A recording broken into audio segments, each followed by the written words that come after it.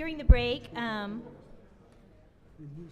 I discovered that we're going to go ahead and turn to page 28 in your presentation and hear about Principle 2 for priority schools and focus schools and the monitoring system we have in place, because we have some people that are participating in this presentation that have other commitments.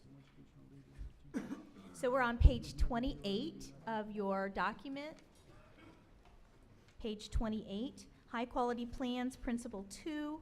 State developed differentiation, recognition, accountability, and support.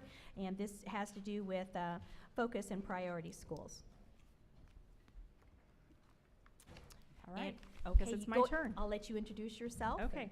I'm Teresa Brown, and I'm Assistant Superintendent in charge of Outreach, the School Improvement Division. And I've spoken to you a few times about the turnaround efforts we've been doing in a variety of areas. And I'm actually pretty excited to talk to you today because there's a lot of work that we've been doing since August. And then I think you're going to appreciate, hopefully, where we've come and how far we've come and what we've been doing to support schools. So in 2012, and I'm going to talk first of all about just priority schools. And embedded within that are things that we're also doing with focus schools, but this is primarily, I'm going to address the priority schools. So in the waiver in 2012, Indiana was tasked with effecting change in priority schools by ensuring that LEAs with one or more priority schools implement meaningful interventions aligned with the turnaround principles for 3 years. Also, that we selected tools to monitor them that reflected the turnaround principles, and that we accurately and consistently defined them.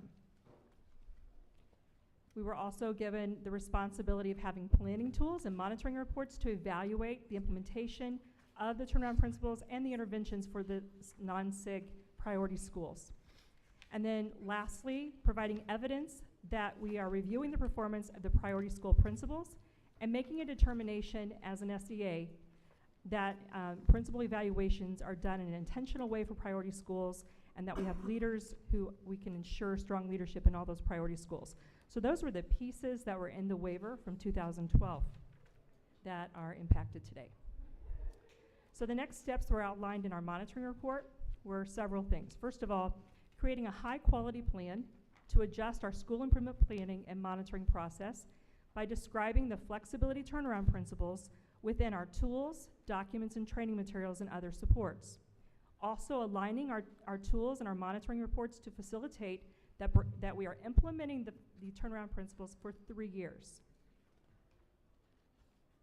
So the first piece I'm going to talk about is the monitoring rubric and the process that we've used to provide schools with feedback on the implementation of the 8 turnaround principles. When I started, May 20th last year is when I came on board. I'd been a school administrator for 20 years prior to coming here.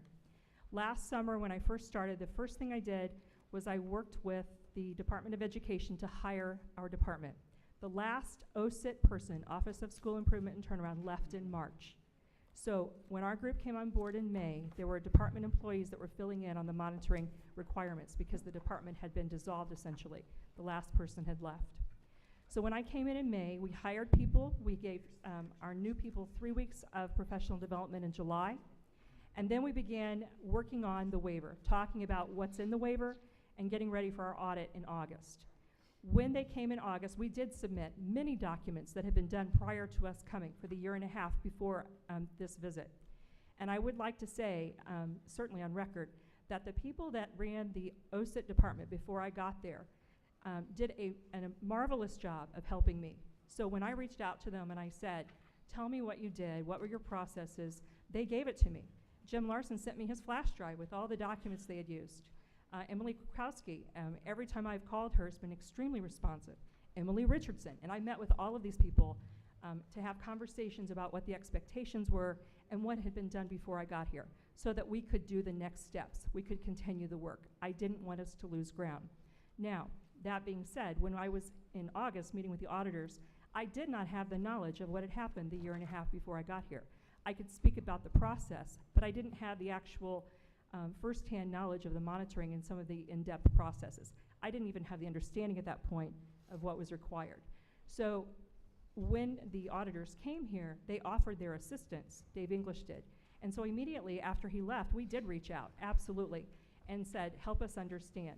He redirected us and said, read the FAQs, read the waiver pieces, let's have conversations, and so we did. So I can probably quote you FAQs on top of FAQs. I know this inside and out. And I can tell you that this was the first step that we actually looked at, were the 8 turnaround principles. We wanted to make sure across the board throughout Indiana that we were all using the same terms. That was one of the things that you saw in the next steps in August that wasn't being consistently applied across the state. We just didn't have the staff. Before Outreach was created, there were about 5 people doing a lot of this work. And they did good work, but they were based in Indianapolis, and they were trying to carry the message all around the state. And they were fairly new in developing these tools, because the waiver went into effect in February toward the end of that school year. Then they had first semester, and then they all left. So they really had a very limited amount of time, too, in that window that they were implementing. So we were just trying to get everything, a system running that made sense for our schools. So these are their 8 turnaround principles. I think I shared them with you actually when I came in August.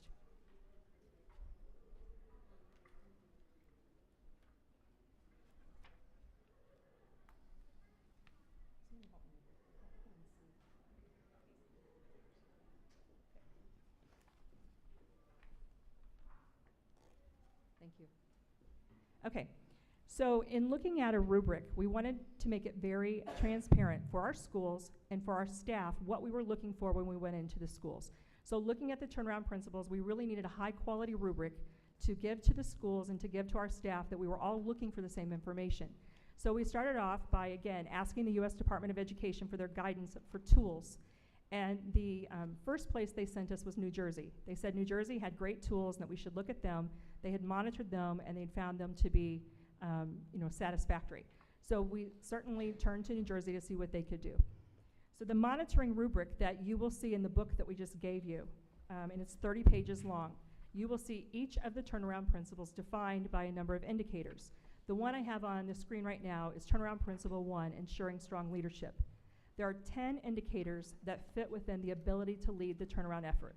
So turnaround principle 1 is ensuring strong leadership. It means 3 things.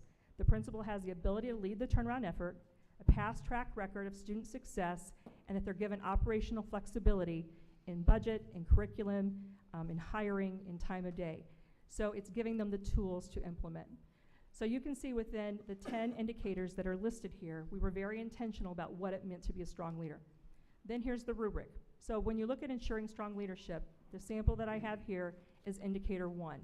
And so you can see from that we have highly effective with fidelity, which is what the U.S. Department of Education requires, ineffective, and needing improvement. So these are the pieces that we put in place. The rubric is 30 pages long. It includes all 8 turnaround principles, and the indicators then support the principles. I appreciate all this data, and it's very good. The outreach coordinators, if I was the U.S. Department of Ed, and on a board, same difference. In this sense, what do the outreach coordinators do with this material?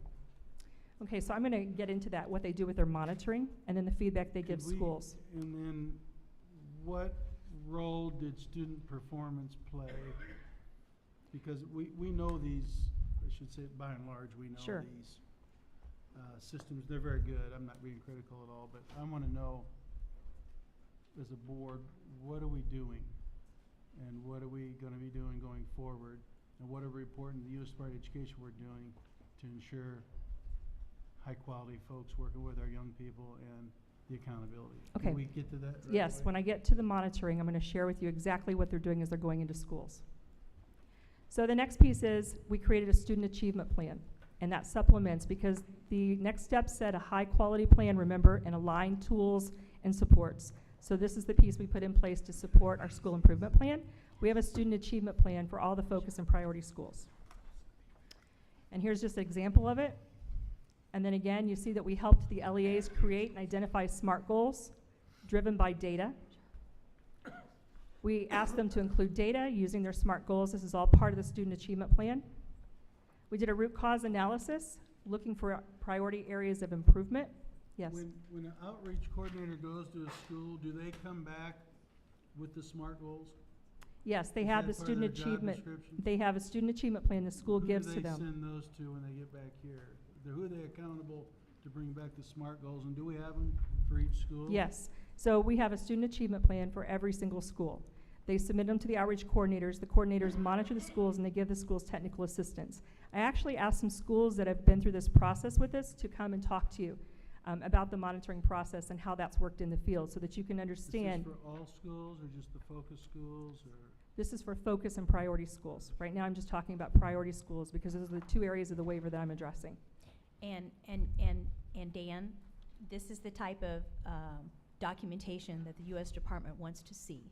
They want to see the monitoring documentation and that we've completed these things. And I thought it might give you some confidence too to know that we have these plans in place. So the root cause analysis that again the outreach coordinators assisted with, and the schools completed this and turned into to us. This was instructions that we have for completing interventions aligned to the turnaround principles. Again, when you look at the next steps, the U.S. Department of Education has asked us to have interventions for 3 years aligned to the turnaround principles and to show how we're monitoring that. So again, this is how we put this in place in our state. This is a sample of what that student achievement plan looks like, and again, you can see how it's all aligned. So when I shared this with Dave English at the U.S. Department of Education, and I showed him how the indicators for each of these turnaround principles in the student achievement plan are aligned to the monitoring rubric, they're the very same ones, and it's in all of our systems across the board. He said that this actually had exceeded his expectations, and that it was well done, was what he said to me. So we have interventions that are aligned, and the action steps and clear direction, and you can see where it says ensures that the principal has the ability to lead the turnaround effort. If you look at the sentences underneath that, that's actually from the FAQs from the waiver. So I wanted to make sure that all of our school leaders, all of our teachers working with this, and certainly all of our staff, knew exactly the benchmark that we were being held to. So all of our turnaround principles include that waiver language in it. Again, here's another sample within that student achievement plan. There were 8 turnaround principles, so this is just one that I'm showing you, just obviously to save time. But there are 8 turnaround principles just like this that they completed for all the priority schools. And Brad, to go back to your question that you asked earlier, this is an example of a system that was not in place, that we had to put in place and get it developed, because it's in the waiver that we have this totally aligned with the principles. So that's an example when I was talking with you earlier. I think where I get lost though is, and I'll have to defer to previous board members, as I followed this in Indiana, as it went through, and we went through the process of the application for the waiver, we didn't get full approval of the waiver without having a system approved by USDOE as a part of that And it was package. piloted. So I think the concern that I have is it's like, I hear what the department is saying, but even if you change course, you've made a promise to do a system, so there has to be evidence from that first system, and if I'm following the logic that was presented here, we're saying that because of a staffing issue, there was no monitoring going on in a gap. No, the monitoring No. happened. It's just that it wasn't by a formalized department. There were people all over the department that were monitoring the turnaround schools. And it wasn't by the 8 principals. And it wasn't by the 8 principals. The other piece is the federal government requires that we ensure strong leadership by 14-15. And what that means is that every principal in a priority school has been intentionally placed and evaluated. That had not happened in Indiana. I can tell you that. That had never happened in Indiana. And if you call them right now, the people who did this job before me, they would tell you they had not done this piece yet. So they had intended to, and they would have eventually, but they had not gotten here. So we just had work to do, which is what we've been doing. I think my colleague was going to say something. Hey, just echoing your comments, I'm just confused on how, obviously we had at least the foundation built Sure. for the waiver to be Correct. approved in the first place with full status. Just stating it plainly, obviously with any change of administration, there are going to be changed programs and developments and structure. My concern is that we went from January with the change out of staff to an August report with no development of a formalized program. And I think that's where our issue is with the waiver here. That's just my personal Well, we problem. spent a lot of Well- time on it because it was piloted and Right. we went through it. Oh, no, we got The busy. foundation was there. By the time they came in August, there was enough of a concern that we were not meeting expectations. And so, That's where my problem and so is. as I shared with you, the documents and the process and the monitoring reports that we submitted to the U.S. Department of Education were the things that were done before we arrived, because some of that work had been done. But from that work, these were the next steps that they gave the department to continue moving forward. So there was a system, but communicating the turnaround principles across the state in a unified way, kind of in an intentional way to priority schools, ensuring strong leadership. A number of those practices had not been done fully yet. They just hadn't been. Oh, Brad? Teresa, just if I could, and then I know I want to let you keep moving. I guess this is a point that I want to make, though. I mean, you're presenting a lot of information to us today that I'm just sitting here scratching my head going, why weren't these conversations happening in this setting prior to today? I mean, because everything you're explaining was known at the time of the August monitoring visit, and that's not finger pointing. It has to do with relational health and relational trust between the board and the department. It just begs some questions, and the question that's really begging for me is, I love what I'm seeing, and I've seen things since then. Is it your opinion that we're going to have evidence then from this to submit at the end of the 60 days? Oh, absolutely. Show this. That's what I really want to Absolutely, hear. and that's what I'm trying to Absolutely. show you. I'm trying to not just tell you, but show you the actual documents that we've developed so that you understand that. Okay, so the next piece is the monitoring, to get back to Mr. Elsner's question about the monitoring. And it's with Fidelity and all the focus and priority schools. So in order for it to be with Fidelity, obviously we had to have a unified process, and we had to train people so that everybody was looking for the same thing. So the first piece we put together was a monitoring protocol. We actually have a monitoring handbook. I didn't think you wanted to see all that, but we have a pretty extensive monitoring handbook giving the coordinators guidance on how to do this work. We had simulations, we had lots of professional development in addition to department staff helping us. Internally, we started working with Mass Insight. We had a number of things we put in place to help develop our capacity. When we visit schools, in addition to having conversations with educators, looking at their data, looking at their student achievement plan, we also do classroom observations to verify what's happening in the school. So we usually visit between 6 to 8 classrooms, and then we use that to advise the school on what we're seeing with teaching and learning. How many schools are focus and priority schools? We have 202 priority schools, and we have 98 focus schools. 300 Correct. 300 schools, 20 people. And so that would be in excess of 500 on-site monitoring visits we've done this semester, and that is correct. We have done them. So how long are they there? Like a day? Almost all or- day. That's correct. They spend a whole day twice in priority schools And they go to 6 teachers' classrooms? within that day. Where's the data on the student performance plan here? So they use the data as part of their student achievement plan to drive those priority areas of improvement. As But you your- recall, Your outreach coordinators look at their data Yes. and performance? absolutely. And again, Where's that explicitly charted? in the priority areas of improvement and in the data on the student achievement plan. Do we have these improvement plans electronically here in the department for each 300 schools? The coordinators had them, and then they submitted them to their outreach specialists. Yes. The outreach specialists Are the internal DOE staff that support the field staff. And so they have all these in a file somewhere electronically? All of our outreach coordinators have them in digital format. Yes, that is correct. So in other words, if you want to just review, Yes, if we wanted to look at those are all in there? Absolutely. And we know And- where the student performance data is in there? correct. Their data is in their student achievement plan and in their priority areas of improvement. All priority schools are required to have 3 priority areas of improvement. And Dan, that's part of our documentation, once again, that we always have to have available. And then based on the law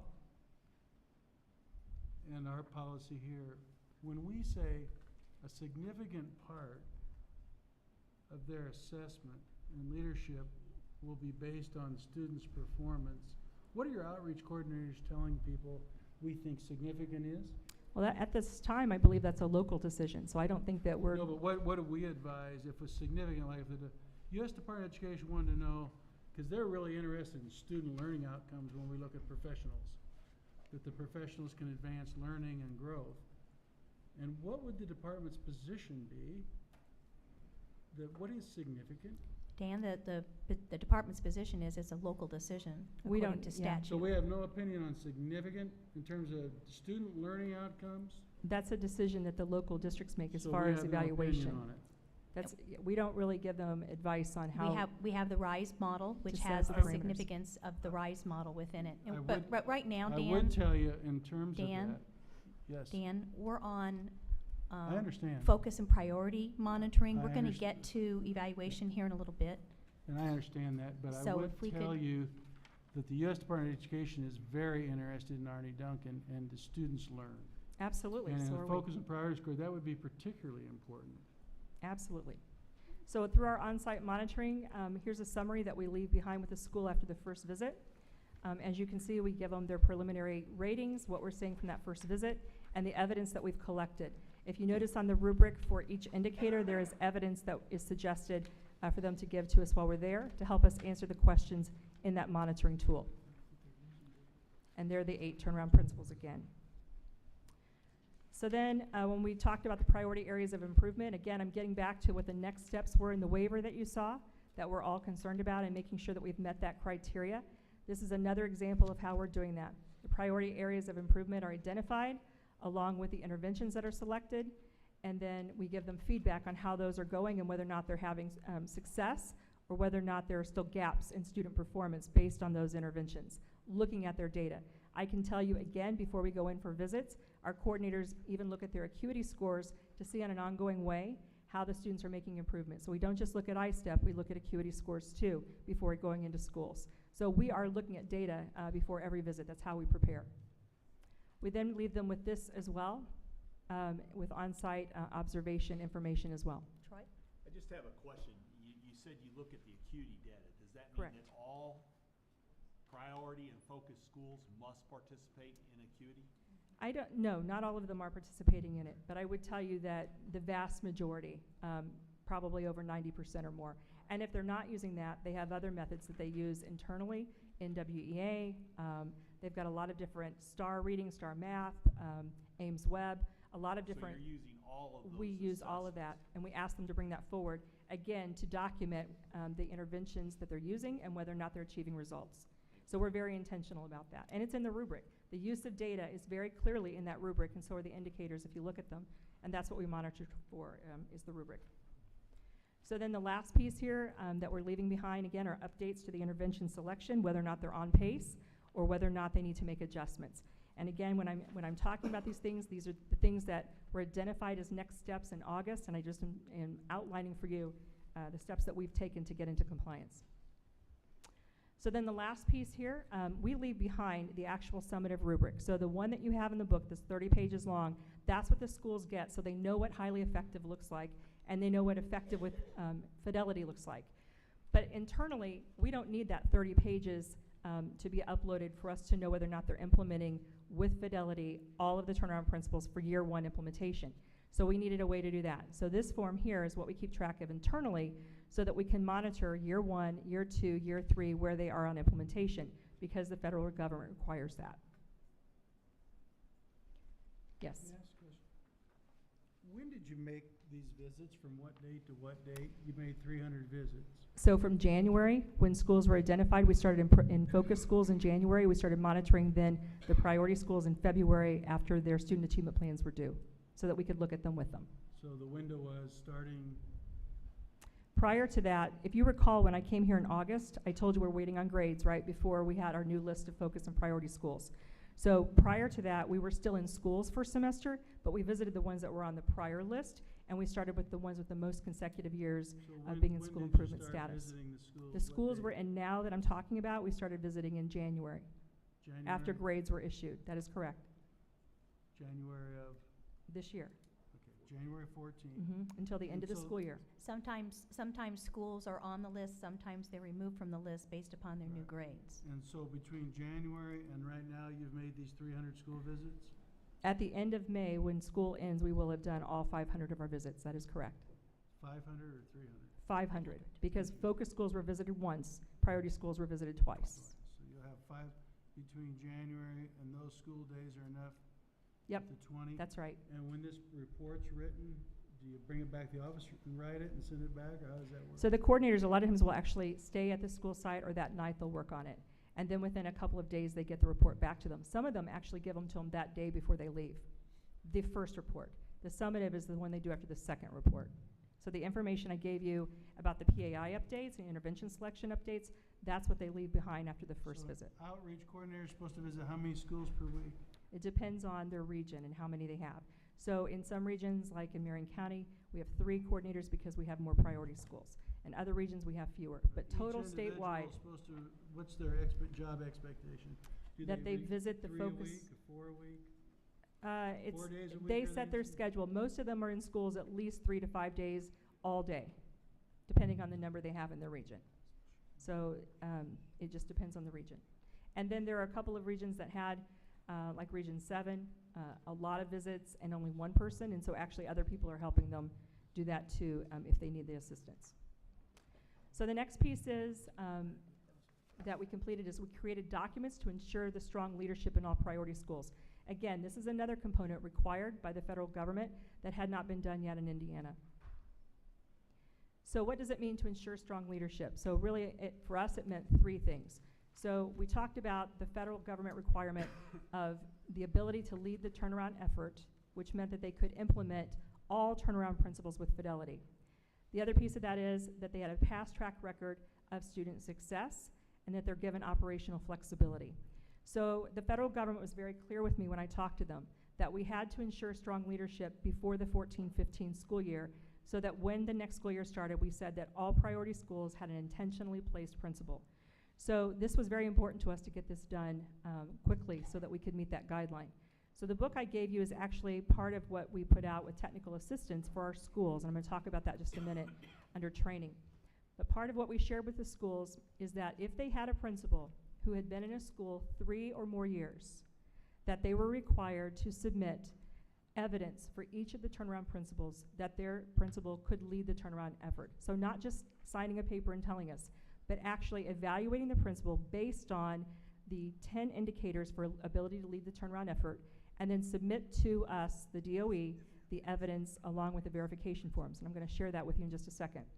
If a principal had been on the job 1 or 2 years, because the data had not been significantly theirs in that priority school at that point, some of them, this is their first year, or this is their second year, so they don't really own the data of that priority school yet.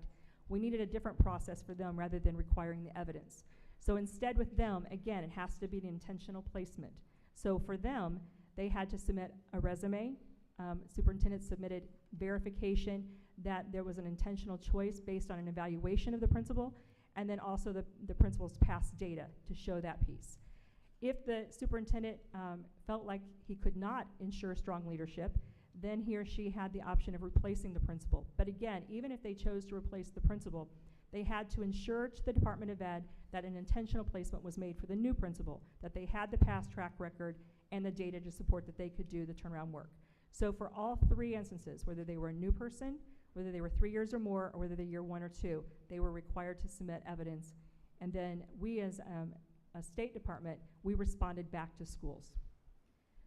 So here's again more documentation on what that looked like and what the requirements were for priority schools for the principal leadership piece. We also shared with the schools additional legal requirements for priority schools because there were many. As you know, there's Indiana code that governs them as well as the waiver. So we helped the superintendents with their principal evaluation by taking our rubric, the first 10 indicators, the first 10 pages, and saying to them they had to be able to do all of these things effectively with fidelity. And if they could say that, here's the next sheet, they had to submit the evidence to go along with each of the indicators, and then we as a department looked at that to see if they met that benchmark of submitting the evidence. That was due to us by February the 28th. Principal contract renewal decisions have to be made by March 1st. So we felt like that gave superintendents a window to make decisions about staffing that they chose to make, and then they notified us. We then responded back to them by April the 15th. I would tell you that in our schools, there were 94, I believe, that were year 1 or 2 principals, so that they did the year 1 or 2 assurance. There were 67 principals that were reviewed as a 3+ year principal, and there were 41 principals that superintendents chose to replace up front. This is a copy of the superintendent verification form. The year 1 and 2 principal assurance letter looked like this. Again, you can see that we required them to submit the data, the resume, and the intentional placement of the principal, what they used to evaluate the principal. We then, as an SEA, we had a rubric for each of the turnaround principles to determine effective or ineffective. And here's an example for indicator 1.1. This was the information that had to be submitted, and then we looked to see if it was demonstrated or not demonstrated, whether it was effective or ineffective. We then, by April 15th, notified districts. They were approved. We were told they met the benchmark if they were able to do so. If they were not approved, then we sent this letter by April 15th, and we gave them 2 more weeks to submit on whichever indicators they were still lacking. By May 15th, then we will respond back on the ones that were sent back with further documentation, and they will either be approved or not approved. If they're not approved this time, then as you can see in this letter, they must replace the principal of the priority school by the first day of the coming school year, and then complete the replace or remove letter that we also gave them by July 1st. So the last piece, the technical assistance to priority schools. Again, we had 6 regional meetings to roll this out and to explain to our leadership in the state the expectations. And if you see in the book, you will notice the very first page talks about a side-by-side comparison of the waiver and the federal requirements. Again, these were legal requirements that we were sharing with the priority schools. The next piece here is an excerpt from a memo that I sent out on December 2nd to principals and superintendents of focus and priority schools, again, inviting them to these training sessions and explaining that the ESEA waiver was complex and that we needed to provide them technical assistance so they understood the requirements for priority schools. So the next steps that we have outlined for our department, best practice interventions. So in March, we started working on actually a next step of being able to, under each turnaround principle, listing really a whole robust list of tools and resources that are best practices for interventions. We've had to sort of stop that because we started the school quality reviews, and so we're going to pick that up this summer and make sure that we've got a robust list of interventions to actually give school beyond what's in the waiver. The waiver is very limited in the interventions that it provides to schools, so we want to have a more robust list. So all of the documents will also be reviewed this summer for potential revisions, and then further conversations about what it means to implement with fidelity versus achieving results. Because actually I think that's getting to Mr. Elsner's question about achieving results. There's a difference between implementing and achieving, and so those conversations will continue at the department, helping inform the districts about that. So focus schools actually have many of the same requirements, so I have a very short presentation on focus schools. The waiver said to ensure that we implemented interventions in our focus schools based on academic needs of the students in the school. Also that we had sufficient quality to ensure the interventions selected, the reasons for identified for the focus schools were implemented. Basically, they were looking to see that the subgroups for the focus schools were being addressed, that we had very targeted support. And then accountability plans for implementation. The next steps that we had for focus schools was very similar. Submitting a high quality plan, aligning to our school improvement plan, monitoring it, determining whether the schools were implementing their interventions in their lowest performing subgroups. So we created the student achievement plan, which I've already shared with you, and you will notice on that priority area of improvement also, it actually asks them which subgroup they're addressing, so that we're getting to that point with them about what it is they're looking for with particular subgroups. Our monitoring tools and our technical assistance, again, and is helped inform the focus groups, or the focus schools on the interventions to determining the data needed for the lowest subgroups.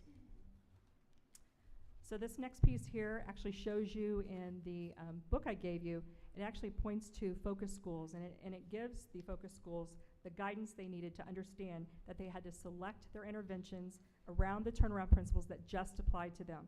So we know that priority schools had to commit work to all 8 turnaround principles. Focus schools didn't have to do all 8. They're required by the federal government to choose the turnaround principle that is actually closest aligned to their subgroup needs. So they could choose any of the turnaround principles based on their school data. And they had to do at least 2 priority areas of improvement instead of 3 like priority schools. And they're monitored once versus twice. So there's a difference in the way they're treated from the U.S. Department of Education. And again, here's more guidance that we gave to the focus schools in the field.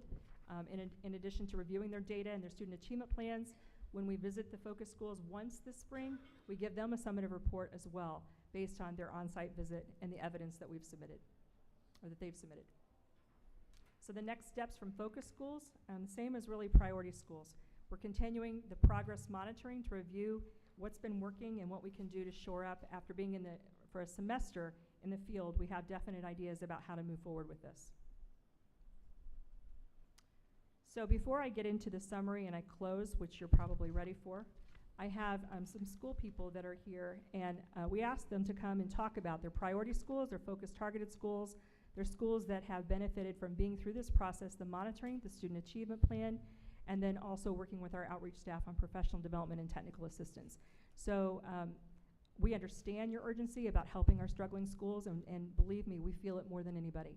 So we felt like it was helpful for school people to come and talk to you about what this process has looked like for them. If you're from a school that came to talk, can you please come up?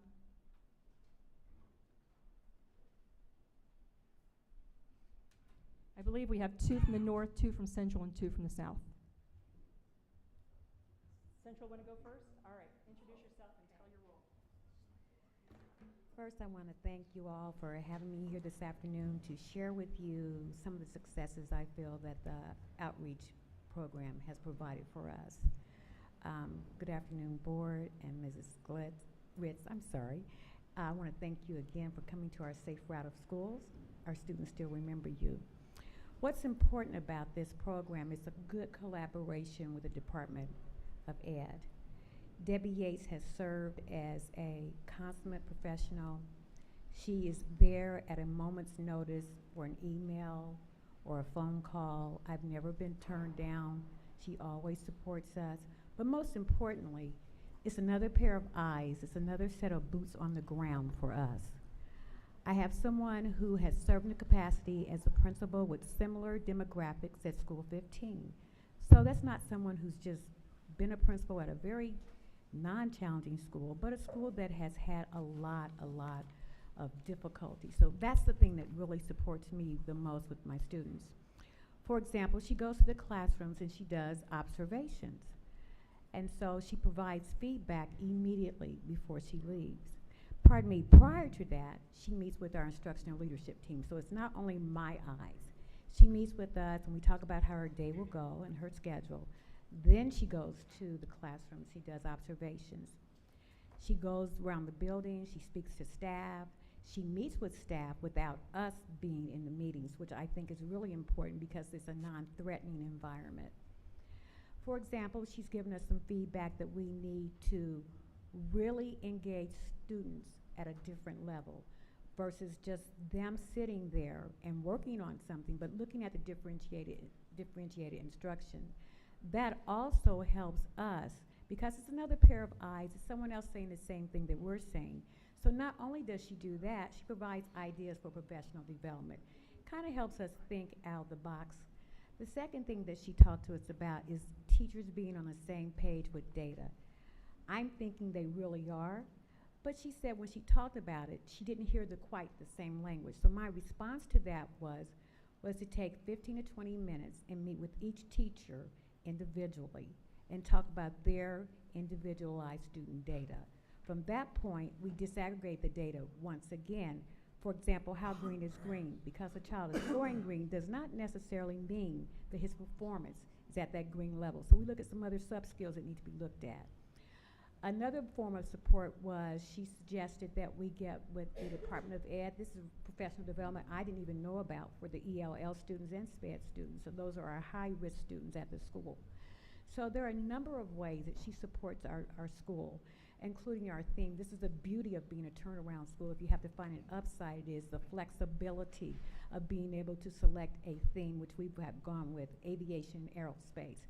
So even though you're thinking, okay, that's a high-level theme for those students, but it's just as important that they have something that's a high interest because that is another motivator for learning. In addition to that, it stresses how important education is to the community. I don't want to take up all the time. I want to save some for my colleagues, but I am very proud, Mrs. Ritz, that you have given us the opportunity and more boots on the ground. That's exactly what we need. Thank you. So, Teresa, do they have just a couple minutes to talk? Sure, absolutely. Okay. Oh, 'Cause I know she's I- Teresa too. Yeah, yeah, that's true. So you that's have true. two Thank you Teresas. very much. Thank you.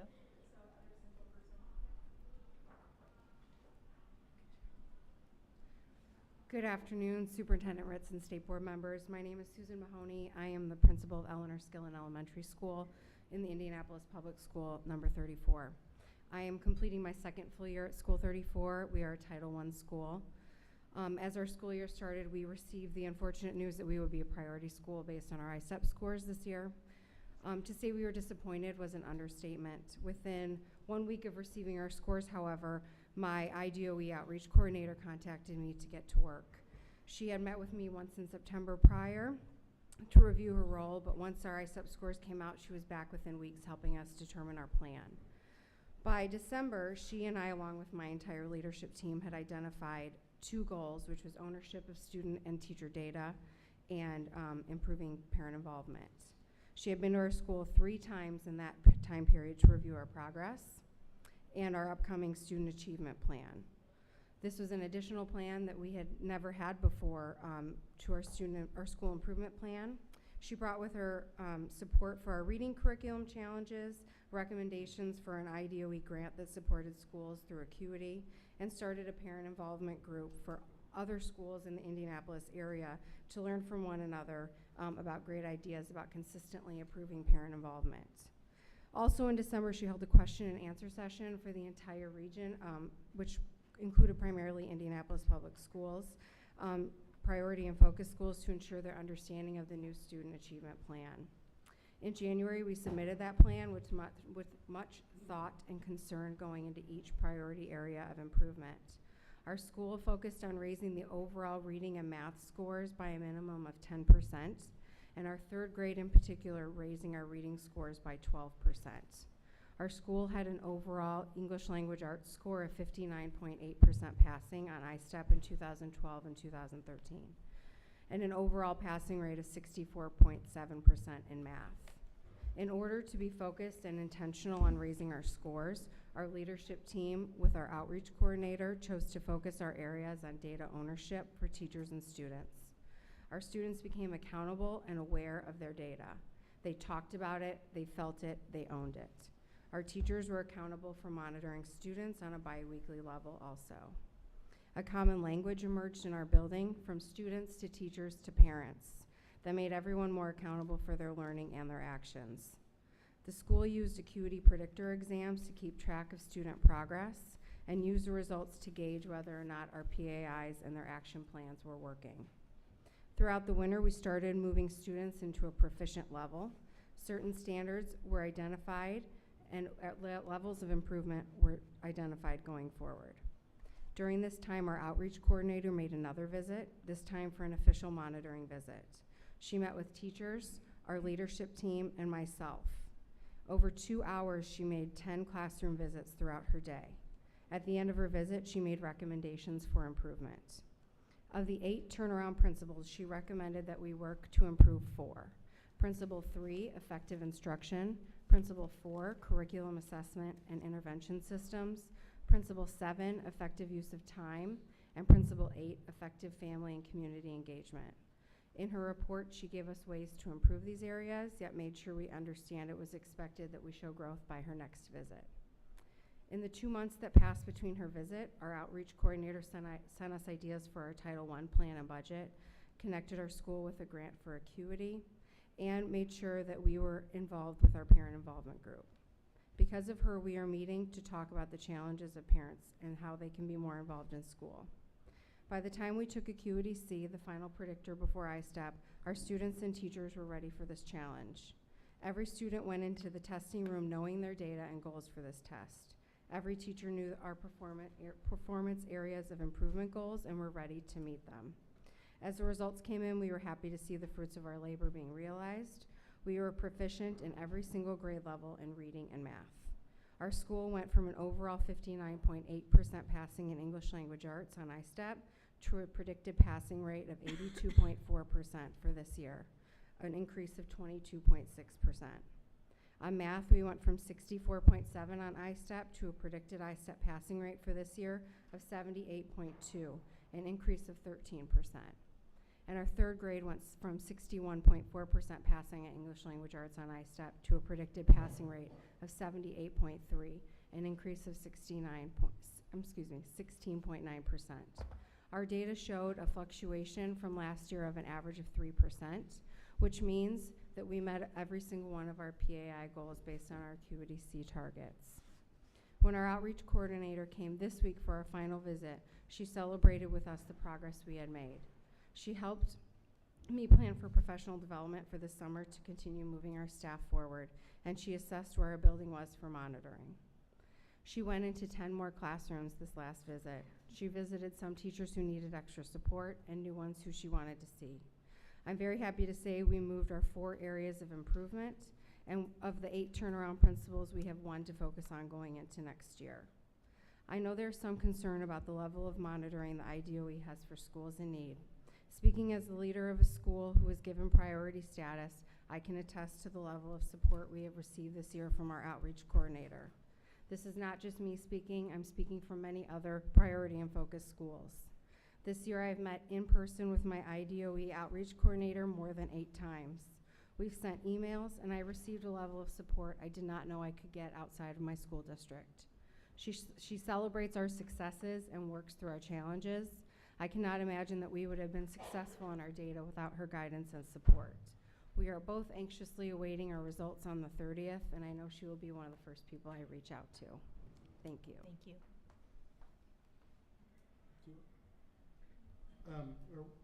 You know, this isn't, I really respect these folks being called down here. They are away from their buildings. We needed to talk about the waiver process. We didn't need a full report on, this is not appropriate for this agenda, and I really feel bad that you were called down here. I mean, because now you've traveled and been away from your buildings, but this wasn't our agenda item.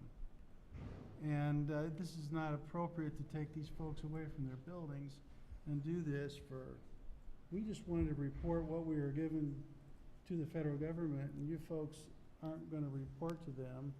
And so I really, and I'm very hesitant because frankly, I know what it's like to be a principal, and to be away from a building's a big deal, and to prepare remarks, but I'd like to get back to our agenda with all due respect. Dan, this is part of our agenda. It's really not. And that's part of the problem, the focus. I asked Teresa That's why to just do her Board of report, and Education's she in. invited, I don't know, she invited a few people to talk regarding the actual process because she felt you needed to But hear and know We've got a that. good sample of that now. I'd like to move along.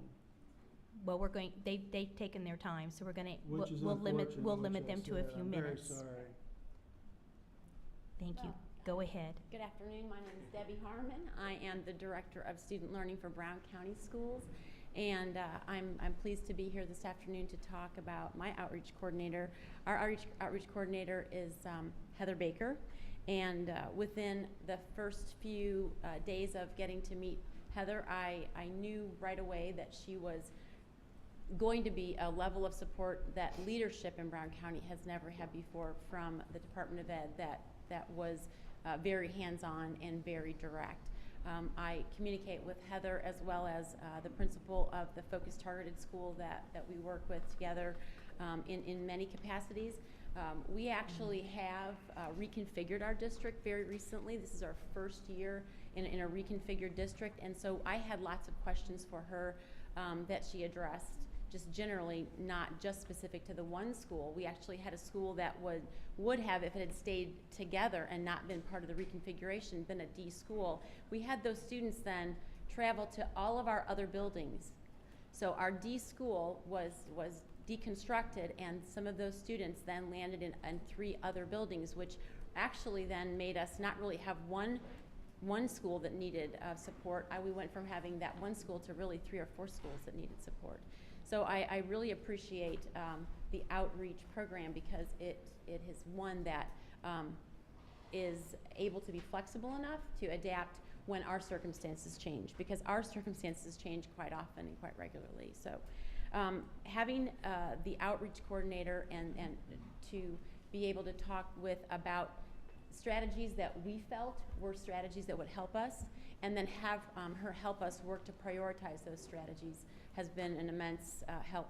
I've been in Brown County for a very long time, and sometimes you think you know what's best for you, and you think you know what's best for the district, but really having somebody from the outside come in and be able to think with you and the rest of the leadership team is exactly what is needed. So I won't go into any more detail, but I do appreciate the opportunity to come today, and I really do appreciate having that outreach directly available to us, so thank you. Thank you. Thank you. Good afternoon. My name is Tammy Miller. I'm serving in two capacities. I represent Monroe County Community School Corporation. I'm currently the Director of Elementary Education, and I'm also the acting principal for Fairview Elementary. I've been doing both jobs for 6 months. I walked into the situation at Fairview Elementary in December of 2013. Fairview Elementary has received a letter grade of F for the past 2 years. It's a failing school that needs a lot of help. I am very grateful for the process that's been put in place by the Department of Education. I feel that it provided tremendous support in the work that I needed to do very quickly. The benefits from this process include the very process itself that the plan, the Student Achievement Plan, takes the school through. Also the support from the coordinator and the DOE and the collaboration. And then thirdly, the process of the assurance in hiring a new principal was also very helpful. So obviously, because I can't continue to do 2 jobs, we have been in the process of hiring another principal. And those assurances and the Student Achievement Plan in and of itself has been foundational in that hiring process, and so that's been very helpful. Also, I wanted to just briefly touch upon the structure of the process. Teresa Brown and Heather Baker, our coordinator, have been tremendously helpful and influential in assisting with this process. I went to the meeting to find out about the process on December 19th after I'd just been in the position for a couple of weeks. They immediately came to the rescue to be on call at any time to assist with email, in person, whatever we needed, less than 24-hour notice, showing up to help, whatever it was, they were there to help us. They assisted with the data review. I needed a lot of help with that because I was just getting my feet wet with the school. We use NWEA, and though they favor acuity, they were very helpful in looking at our NWEA data. The root cause analysis is tremendous, and the layout of the plan itself is user-friendly and efficient. I met with my leadership team last night. We were able to go through the plan efficiently and quickly to see our status with the plan. How are we doing? Are we implementing all that we said we would? And if not, what will we do about it? So it's a very well-designed plan. I also wanted to mention that the situation that I have found myself in at this elementary school in Bloomington became controversial as there were a contingency of folks in the parent community and the community at large that were concerned about change at the school. They were less concerned about the letter grade of F and more concerned about any kind of changes to the program. So Teresa and Heather came down in person and spent a good portion of a day meeting with parents and teachers to explain the process, explain the laws, and help provide support for me and the staff as we moved forward with this whole process of creating the Student Achievement Plan and then implementing it. We have successfully implemented the plan, and teachers give lots of positive feedback. I do not have a lot of positive data to report to you today, but I can tell you that teachers with the NWEA scores are seeing increases. I don't know that we'll come out of the F status that quickly, but I can only hope. Thank you for this opportunity. I'm very grateful that this process has been put in place. I needed the support and the leverage for the school, and I think other schools need it too. Thank you. Thank you. As a proud member, proud graduate of Monroe County Schools, thank you for your comments. Maybe we could, since we've heard from a number of folks who are talking about the positive attributes of the outreach program, I'm not sure if we have a couple more, but we are running short on time. Yeah, we'll just have 2 or 3 minutes for each person. Thank you. That's great, because I don't have a whole lot to say. So, my name is Angela Ruiz. I'm the assistant principal from Lake Station Junior Senior High School. So I'm in a 7 to 12 building, 642 students. So with that small of a number of students, we have a very small staff as well, and every single student counts so much for us. I've been there for 3 years, and before I came, we were an F school consistently. When I came, I brought with me the 8-step process, which is a data collection process for reteaching, and we also started using Acuity, and we were doing it okay, and we became a C school for 2 years in a row, and then we became a D school. And if it wasn't for this outreach program, and specifically our outreach coordinator, Daniel Bundridge, coming into the school and really helping us learn to look at our report card and look at our student data, student by student, we would not be where we're at today. And our staff is small, and so as a result, with a small number of students, we've been able to identify exactly which students that we can move along in the right direction. We're very optimistic this year that we're going to see great gains. I don't obviously have data to show you because the data has not yet been released, but I do believe that the outreach program has helped us because we've been able to move in the right direction where we really have the support that we need. There are some additional components that I do wish were in place. Since we are a junior senior high school, there's a lot of focus that goes into Acuity and things such as the I-STEP testing. There's not as much support at the high school level that we really truly need. College and career readiness, that's a huge part of what our accountability report card is, and I don't feel that we have the support that we need there. Language arts, we tried to get some people to come in, our outreach coordinator tried to get some people to come in to help our school specifically because our language arts scores were not what they needed to be, and yet we ran into a stumbling block there.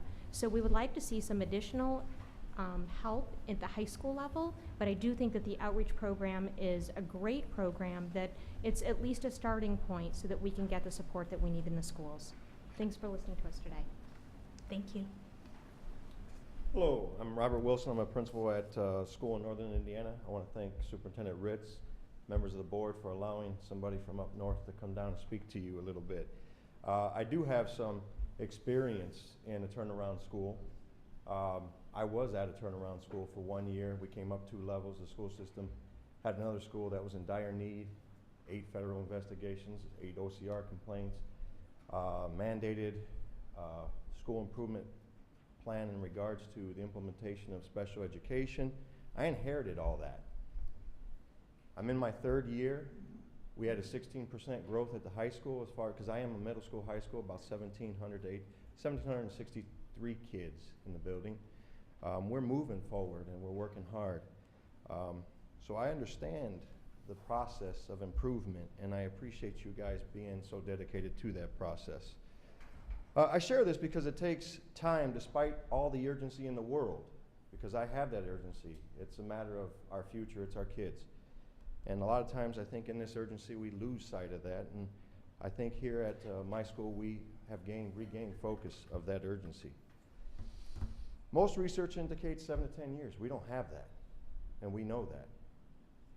An elephant is not consumed just in one bite, it's many bites. And I fully understand that, and I, again, assume that you all understand that also. We do have to realize, though, because some of the information that I inherited, as well as this information and data, do we own it? Yes, we own it. Did we create it? No, it's 2 years old. It's data that we own and must correct. I inherited that in my building. I imagine if my school grades figured that way, the state report cards figured that way also. It goes hand in hand. So we do need to take sight of that. Past administration may have had it in place, but I will tell you, it was in place on paper because this is the first year I felt this level of support from a state level in my building. Actually, overall, this is the first time in 8 years I've been given this much support as a principal, and I do appreciate that. What is purposeful? Was this the way? Is this a way to fail? My question is, I often go back to this, is what is purposeful? Is this a way, was this not putting it on paper, or putting it on paper, not implementing it, a way to promote the charter school? I don't know. I don't even care. What I care about is the promotion and success of my school and other public schools. And I, again, applaud you for coming to this room in support of that. Certified educational programs should be treated like certified used cars. You inspect at every level. For my 8 years in administration, it's been at the level of teachers and principals. It needs to be at all levels. Cannot be You know, and the other importance of this outreach program, and I know you guys can relate back to when you were 10, 11, 12, 16. Your parents told you the same message 15 times and you never listened to it. The moment you listened to it was when the neighbor talked to you about it. The moment you know, realized, hey, mom, dad were telling me the right thing, was when the wheels met the pavement and you were held accountable for something. So I think we all need to take that in consideration. Your outreach program has been a tremendous help to me this year. It's actually kept a few more hairs in my head, and a couple more still dark in color, so I thank you for that. The outreach program has afforded us that expert who reaffirms to our staff that, okay, we are moving in the right direction. What Mr. Wilson has told us does have merit. And you know what? They're seeing that in the results, and they're seeing that in the support that they've never seen before. We are currently involved in many, many improvement grants, AP tip-in through Notre Dame. The ML, when I came in, I was approached by Connexus to be involved in a pilot program. Clark School has successfully run that program for 3 years, and we're seeing a lot of success with that. That's the Advanced Manufacturing and Logistics. And again, that addresses the college and career pathways, more so the career pathways. However, they do obtain college credit and industry certification. Alliances with Ivy Tech and IU to promote dual credit programs.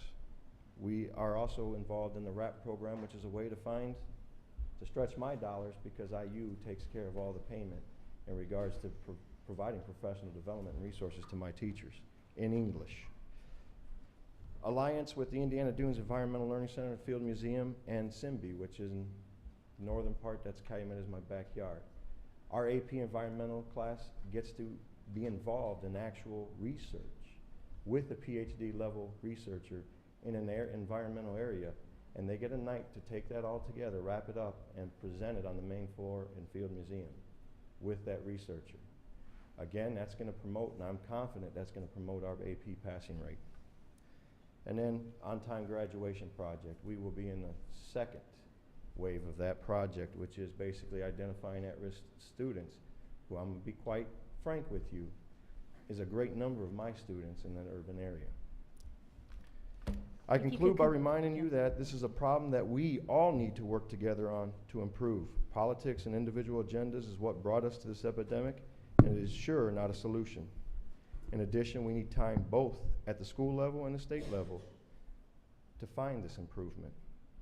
After all, we are all here to get us out of this precarious position in terms of the academic progress of Indiana students. In the words of Henry Ford, coming together is the beginning, keeping together is success, and keeping together is progress, and working together is success. That's something I tell my teachers every day. Because I'm going to tell you straight, when I went in there, they weren't with me at the first day. As I constantly stress to all, long gone are the days of doing our job and going home. We all need to step up and work outside of our prescribed job description to make a difference and not a deficit. Thank you very much. Thank you. I'd like to make, Are we ready to move on to teacher evaluation? Superintendent, Yes. I'd like to make a comment, please. First of all, I want to say my thank you to those administrators who've just spoken. One of them happens to be one of my graduate students, and I'm extremely proud of her. She's a vice principal of the year. So, but I do want to make two observations. We just sat through quite a lengthy presentation, and two observations. One, my concern in having presentations like that is that basically it would seem to indicate that somehow the board doesn't believe in the value of the outreach coordinators. I don't think that was intended, but we do. And so what concerns me is that what I've learned in the last hour sitting here that concerns me more than anything that I've heard is that basically from January of 2013 to January 2014, it appears to have been no monitoring, which is what I assume has got the US DOE concerned. So I think to Teresa, just to say to you, I'm glad to hear that there have been a number of evaluations done from January, but I wouldn't misread the concern of the board on this issue of the waiver, that somehow we challenge the the effectiveness of the outreach coordinators, in as much as I'm as equally concerned as the US DOE is when they're going, wait, there's been 12 months and no monitoring going on of our most struggling schools. Second observation is this: I do struggle when we bring folks in like this, and it's clearly intended to send the message that this is working, and I get that, but it doesn't speak to everybody. There's quite a bit of communication coming to the board through the association. Sometimes people just simply forward it to us, and they're basically saying things like this: outreach coordinators are persons not in the know as the positions were billed. It certainly is not a solution to communication as originally presented. Nice person, but I'd rather have direct communication from somebody responsible on Washington Street. Or the DOE needs to decide how it will communicate with the LEAs. Learning connection, direct email, will they stick to DOE dialogues on Mondays or rapidly as thoughts are determined? Some information comes through learning connection while others comes through a memo format directly from DOE. My point is simply this: if you surveyed every principal in the state of Indiana, you're going to get a different view on how communication comes. The root issue is what does our evidence tell us that we have in front of us? And when it comes back to the waiver, and I think this is the point that Dan Elsner was getting to, the reason we're here isn't that we doubt the credibility or the effectiveness of an outreach program. The concern is that we got 12 months where there's a gap and there's no evidence. And we've got to respond to that, or you have to respond to it. We don't have to respond. We're trying to give you some feedback, but the department's got to come up with a response. I think it will be there, but I agree with my colleague. I was struggling as a listener as to what the purpose of having testimony after testimony after testimony, because if it's it suggests that somehow we don't find that an effective program. I've never heard a board member say that. No, and that certainly wasn't the intent. So the intent of it is just like at the beginning, at the outset of this whole meeting, this is about our kids. This is about getting it right for our kids. I heard Mr. Elsner say that. I was sitting there in absolute agreement with that.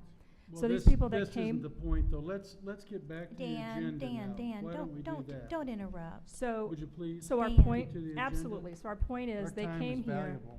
so that they could share with you their stories, because their story is our waiver.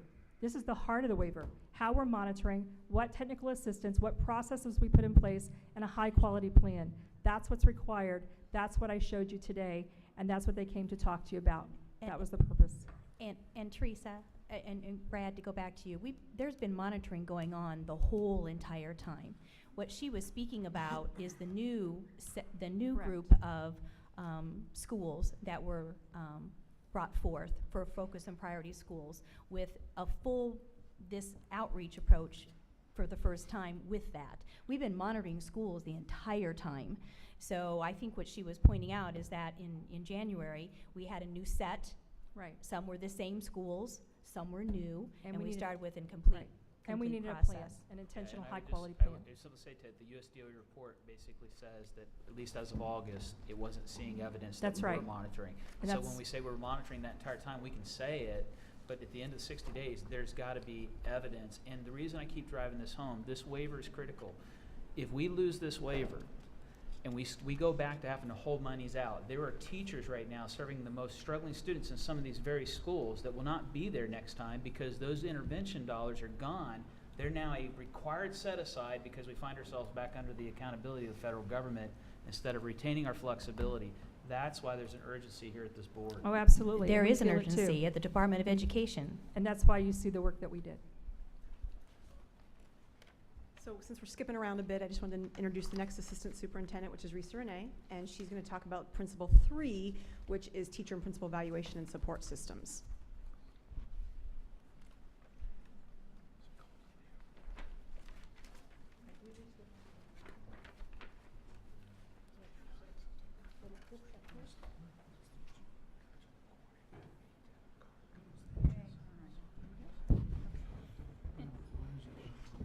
So what page are we on? Page 56. Wait a second. Yes, 56 starts the first slide.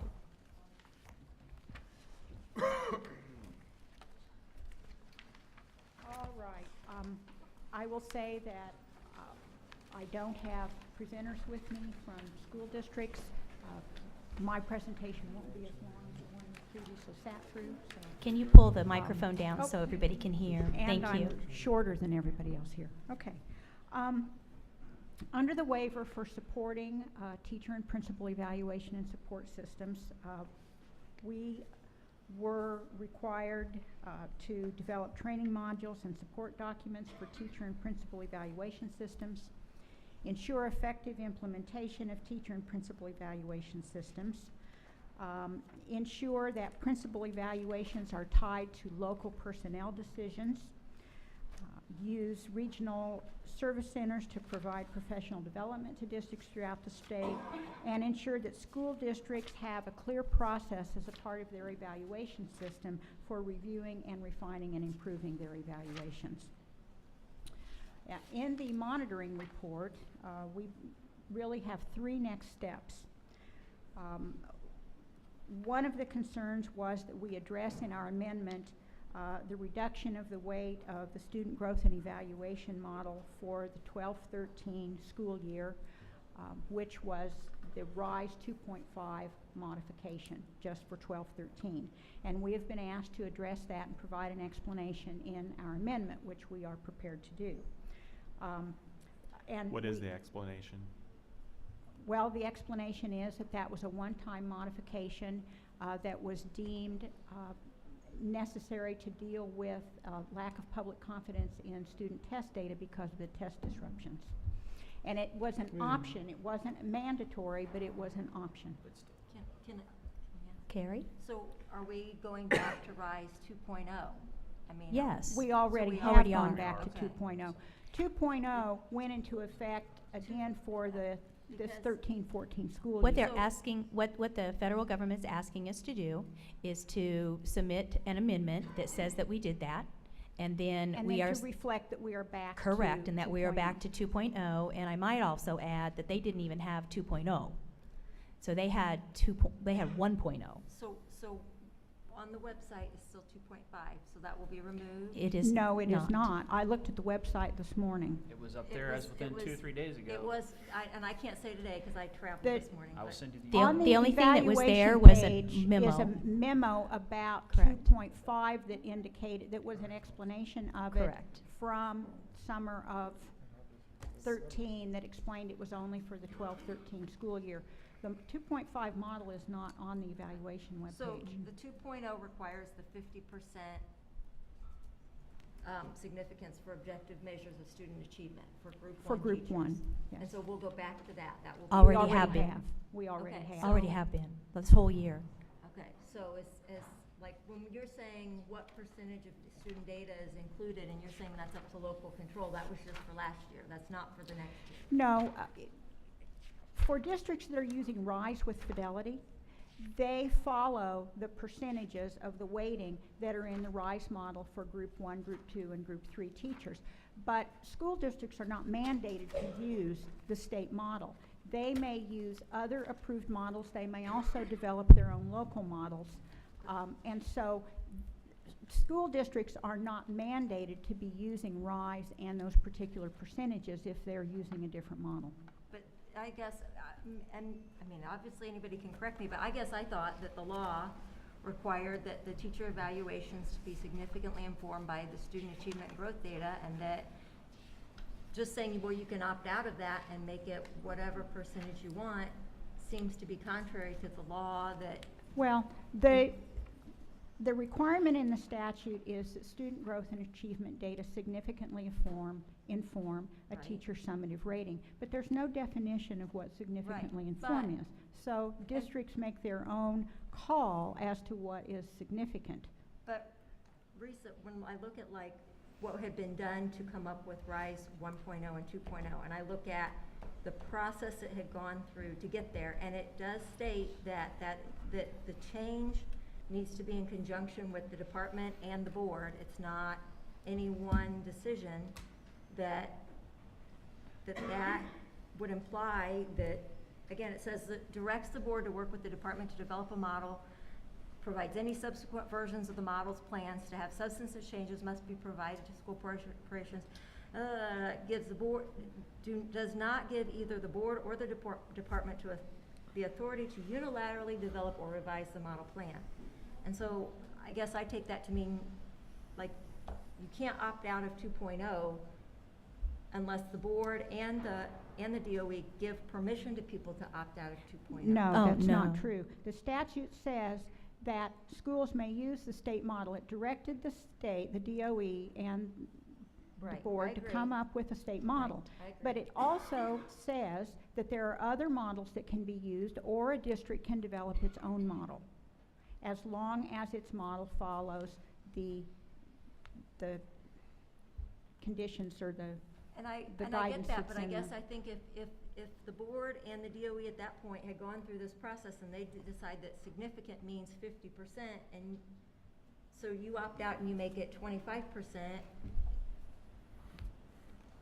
is that really the goal too is that if it's not specified, you follow the intent. Was that legislator's intent, that people could opt out and make it whatever percent they want? Well, I think the legislative intent was that districts make a decision in their model, if they're developing their own model, of what significantly informed means, because it did not define it. And it did not mandate that all districts use the state-developed model. Sarah? I'm just confused. I thought we had rescinded any guidance associated We with did. 2.5 that would lower We did. the student did. growth. So I'm confused why one of our steps outlining in the monitoring report is to reduce the weight associated with 12-13. My assumption was that when that guidance was pulled back, that would no longer be an issue for that year. But they It want is- us to explain that. They want us They to just want us include to an submit it explanation as that part of in our of amendment. what happened. But why are we reducing it if we've We pulled aren't. back the We guidance? aren't. It is no longer in effect. It was only in effect for a limited time for the 12-13 school year, and it is They're no just longer asking in us to effect. They're document that asking it us to occurred. document it in our waiver amendments, and then to reflect that we are now, and have been since the 12-13 school year ended, back using 2.0. So Excuse do we me. have guidance on which corporations used 2.5 guidance that was sent? That it has to be adjusted within this waiver amendment? No, we don't know right now which districts who were using RISE opted to modify the weighting of RISE. We do not know that. We do know how many districts were using RISE, but we don't know how many actually chose to exercise this You know, option. what you might put in here is another bullet right underneath that, is we actually need to submit 2.0. Because the federal government doesn't have 2.0. They have the first version of RISE. The wording That's on concerns one of me my later in the first slides. bullet point. It should. We have to submit an amendment that says it happened. And one of the But we're next not steps- reducing anything. But Right. my understanding was that we pulled it so that it wouldn't happen, so that it would no longer was be recalled. acceptable for it to happen in the field. That's Am I right. But in the Correct. next step, we're Correct. simply asked to explain it and document Correct, it. and that's what we'll say. When you explain it, what is the reason? Well, I gave a reason a moment ago. What reason was it? It was to address concerns from school districts about the validity of the data because of the testing disruptions that we experienced. What did we know about that? Didn't we hire an expert, and what did that expert tell us? Dan? I'm not the assessment person, sir. No, I'm but sorry. what did the expert, didn't we hire an expert, and didn't they tell us it had no effect, basically? And so why would we issue such a statement to schools? No wonder the U.S. Department of Education wonders what's going on here. And I will tell you that, if I understand right, you follow the RISE formula, or do they submit a request to use a different system? No. They just do it? They I thought our they intent was. can report to us what kind of evaluation model Correct, they're and we're using, but gonna- they don't have And to then ask when I permission. asked about the outreach corners, what are they telling them? It's been clear to me that the law and the board wanted significant, meaning most people understand significant in ways that would be significant. For instance, we put out 50% or more, and I find it, there's incongruity here, and that creates confusion and lack of follow-through. So you have a disregard for the law and what the board says, and we're sending out confusing signals. That's what this is about. That's why the U.S. Department of Education has concerns, as this board does. PJ? Does this portion where we had the expert come in and said that there was no significance in the testing, is that something that has to be approved by the USDOE? Is that something we're asking them to accept? as part of our amendment? No, they Or is it- simply ask us to include documentation and an explanation of it. That, It is not, they're not asking us to reduce anything. We just simply have to acknowledge that it occurred. And we also should be submitting 2.0, because that's what we're Right. using. right. We're going to make sure that they have the current version of the state model, Because they don't which have is the current 2.0. version of what we're using either. But you only have to use it if you want to. Is that what you're saying? The law does not require. The law does not districts to use it. require the use of the And what's state the model. guidance of the department? The law doesn't require the use of the state model. What is the guidance of the department substantively about student performance and growth? What are we encouraging? If the districts want to use RISE, then this is what it is. I've got your answer. Going back to the monitoring report just for a second, one of the concerns I had is that it appeared that one of their concerns is that we do not have a process in place to evaluate each of the teacher evaluation systems to ensure compliance at the But we- LEA level. So what will be the evidence of that? Because this kind of gets to the discussion that's happening around us right now. I will tell you, there is confusion in the field. There are people who think we're on 2.5, there are people who think we're on 2.0. I'm gonna guess there's people who think we're on RISE 1.0. So there's confusion, and the question still comes back to the real issue in the monitoring report is where's the evidence that the department reviews those plans to make sure they're compliant? And we've asked about that before. I know we've discussed it and we've had it as an agenda item. I don't know that we've ever heard a concrete answer to how that happens, so. Well, in terms of meeting the requirements of the waiver, the waiver did not really talk about doing regular monitoring. However, in order to look at implementation of evaluation plans and compliance of evaluation plans and how they are actually, if they're being implemented with fidelity locally, we are developing a monitoring plan for 14-15, which is what we were asked to do in the waiver. So we are in the process of developing a robust monitoring plan with a monitoring instrument. We're working with the Great Lakes Comprehensive Center on that. We will be having our phone conferences with USDE to talk about what we are working on and what we're proposing to make sure that that's going to meet their expectations for monitoring. So we're in the process of developing a monitoring plan to be able to do that. Risa, along those lines with regard to that monitoring plan, since there were such concerns about the high percentage of students that are effective and highly effective, is there a thought about including, because I think you should, in that monitoring report back from the LEA, what was the weighting, so we have some idea of where that's at, whether it's 50%, 25, because Sure. there is confusion in the field. Right. And I think until we can really understand what does 87% of effective and highly effective mean, we have to first understand how does the field interpret the direction from the department and where are they setting those weights, because I don't think we have a way to know that right now. Sure. I mean, we have a number of things that we're going to be looking at On the as next we're doing slides, monitoring, but we can those types of certainly, things are there. make sure that looking at the weightings in the plan that they're using is one of the things that we collect and examine and be able to provide feedback on. Superintendent, if you want the U.S. Department of Education to support us in the waiver and they want accountability and take care of monitoring student growth, we have to be clear about this, follow the law, and what this board intended. And it has to be a unified, clear voice. Last year, unilaterally, you changed it based on, I don't know what, because we even had an expert look at it. And so the U.S. Department of Education is going to question when you're not clear about accountability. That was their idea on the waiver from No Child Left Behind.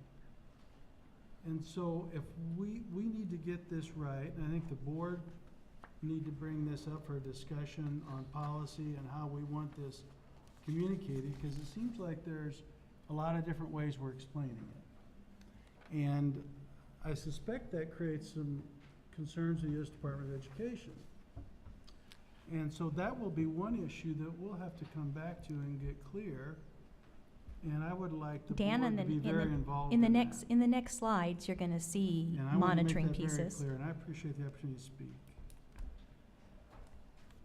Go ahead, Risa. Okay. Staff performance evaluation data annual all right, reporting. We're going to also be developing a high-quality plan for ensuring that principal evaluation results will be used to inform personnel decisions based on 15-16 ratings, which would be personnel decisions for the 16-17 school year.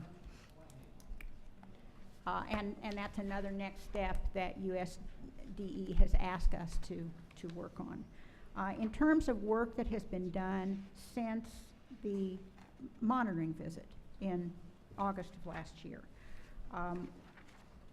we had 249 districts and 1,993 schools that reported their evaluation data for the 12-13 evaluation year according to the statutory requirements. And we have the aggregate evaluation data for those schools, districts, and by teacher preparation program reported on the website as required. We also have linked the teacher evaluation data of schools, the aggregate school data, to their A to F school accountability grades, which we are required to do, and that is posted out on the website also. In terms of beginning to monitor teacher and principal evaluations, we relied on outreach staff to assist us to expand our capacity to do monitoring during this first year. And the 13 outreach specialists, as they have been out working with focus and priority schools, have been looking at their evaluation plans and how they were implemented locally, and also looking at their student data as part of the monitoring that they're also doing.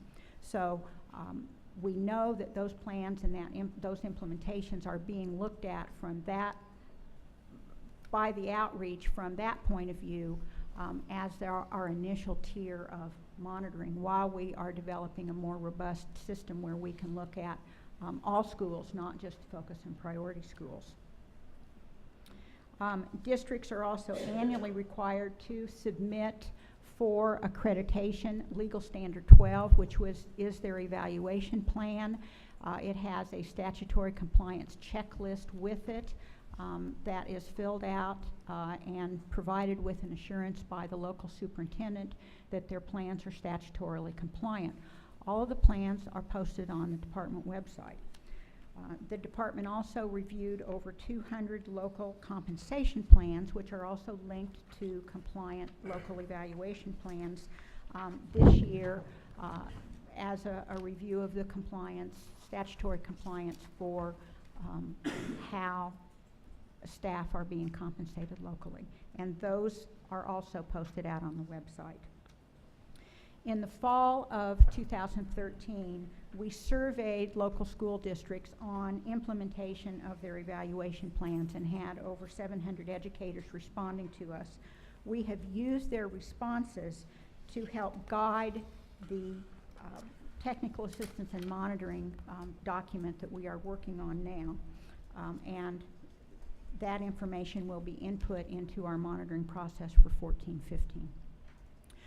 We have also shared that information with an advisory board that we are serving on that is looking at teacher evaluations and how to assess the effectiveness of evaluation plans. And we shared that information with Great Lakes Comprehensive Center so that they can help us incorporate that information into our monitoring tool. The Department of Education began working with the IU Center for Education and Lifelong Learning in 2011 after the initial legislation was passed and the state evaluation model was first being developed and implemented. And the department has a representative on the INTAS Advisory Board. INTAS is the Indiana Teacher Appraisal and Support System tool, and it is useful for local school districts to assess the effectiveness of their evaluation plans, to identify gaps and opportunities for improving evaluation plans and implementation. And that INTAS tool is currently being piloted, and it will be ready for LEAs to use for the 14-15 school year also. So it's a great assessment tool for local districts to identify where they need to strengthen their evaluation plans and their implementation and improvement processes. Also, the new principal licensure exam that was approved by this board in August of last year and went into effect in February is closely aligned to the RISE 2.0 principal effectiveness rubric. So, administrators are being trained and then assessed for licensure on the same factors that they will be then assessed in the principal effectiveness rubric. Yes. Is that different? I'm just going to clarify for everybody here. The RISE 2.0 principal evaluation is different than the evaluation on the outreach of the 8 principles of turnaround? It is. Correct? RISE 2.0 is not based on the 8 turnaround principles. So then if a turnaround principal will have both of those Yes. evaluations in place, That's am I true. correct? They will have their local evaluation, which could be RISE or could be another approved model, and they'll also have the evaluation of their ability to lead school turnaround based on the 8 principles. Okay, thank yes. you. Yeah.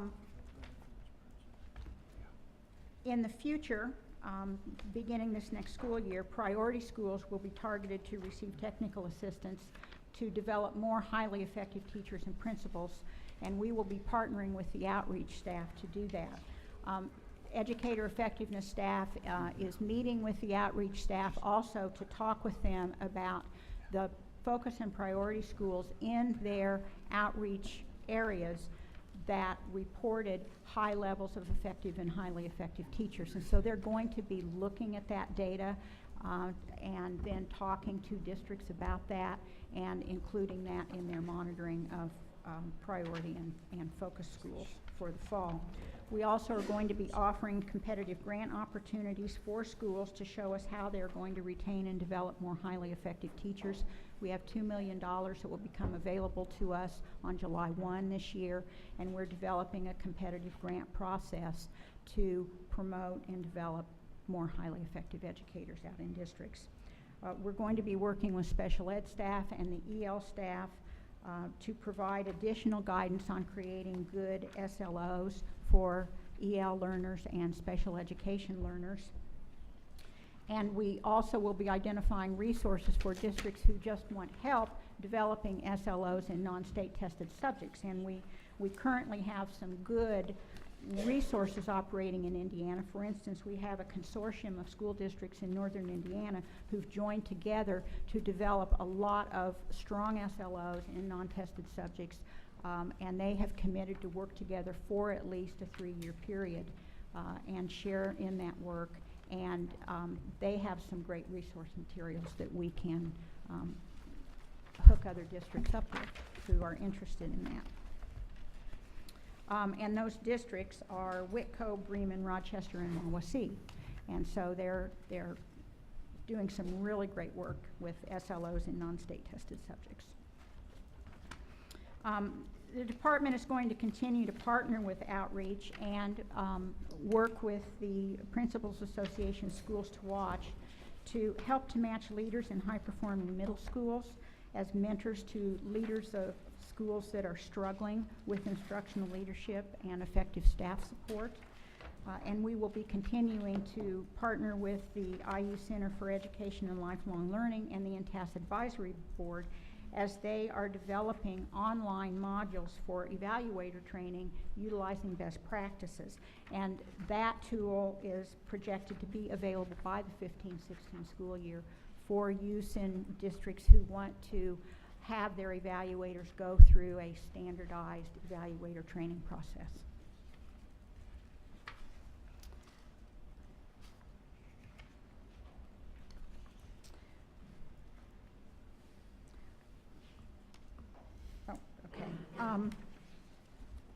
We're going to also continue our work with Great Lakes Comprehensive Center as they help us to refine and assess our monitoring process and to identify better technical assistance that we can provide to districts as we look at the feedback that we get during our monitoring.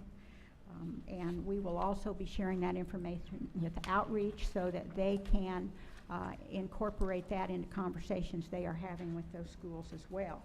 And we will continue to work with the outreach coordinators as they monitor the focus and priority schools and the principal evaluations that are going on out there that involve both the local evaluation systems, as Troy pointed out, and the turnaround principles.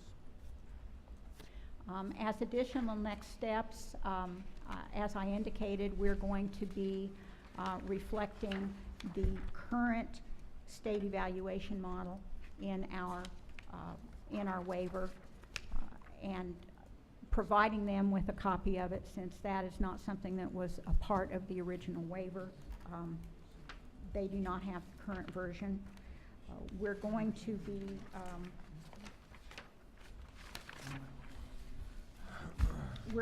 be as I said, addressing the modification that we made in the state model for 1213.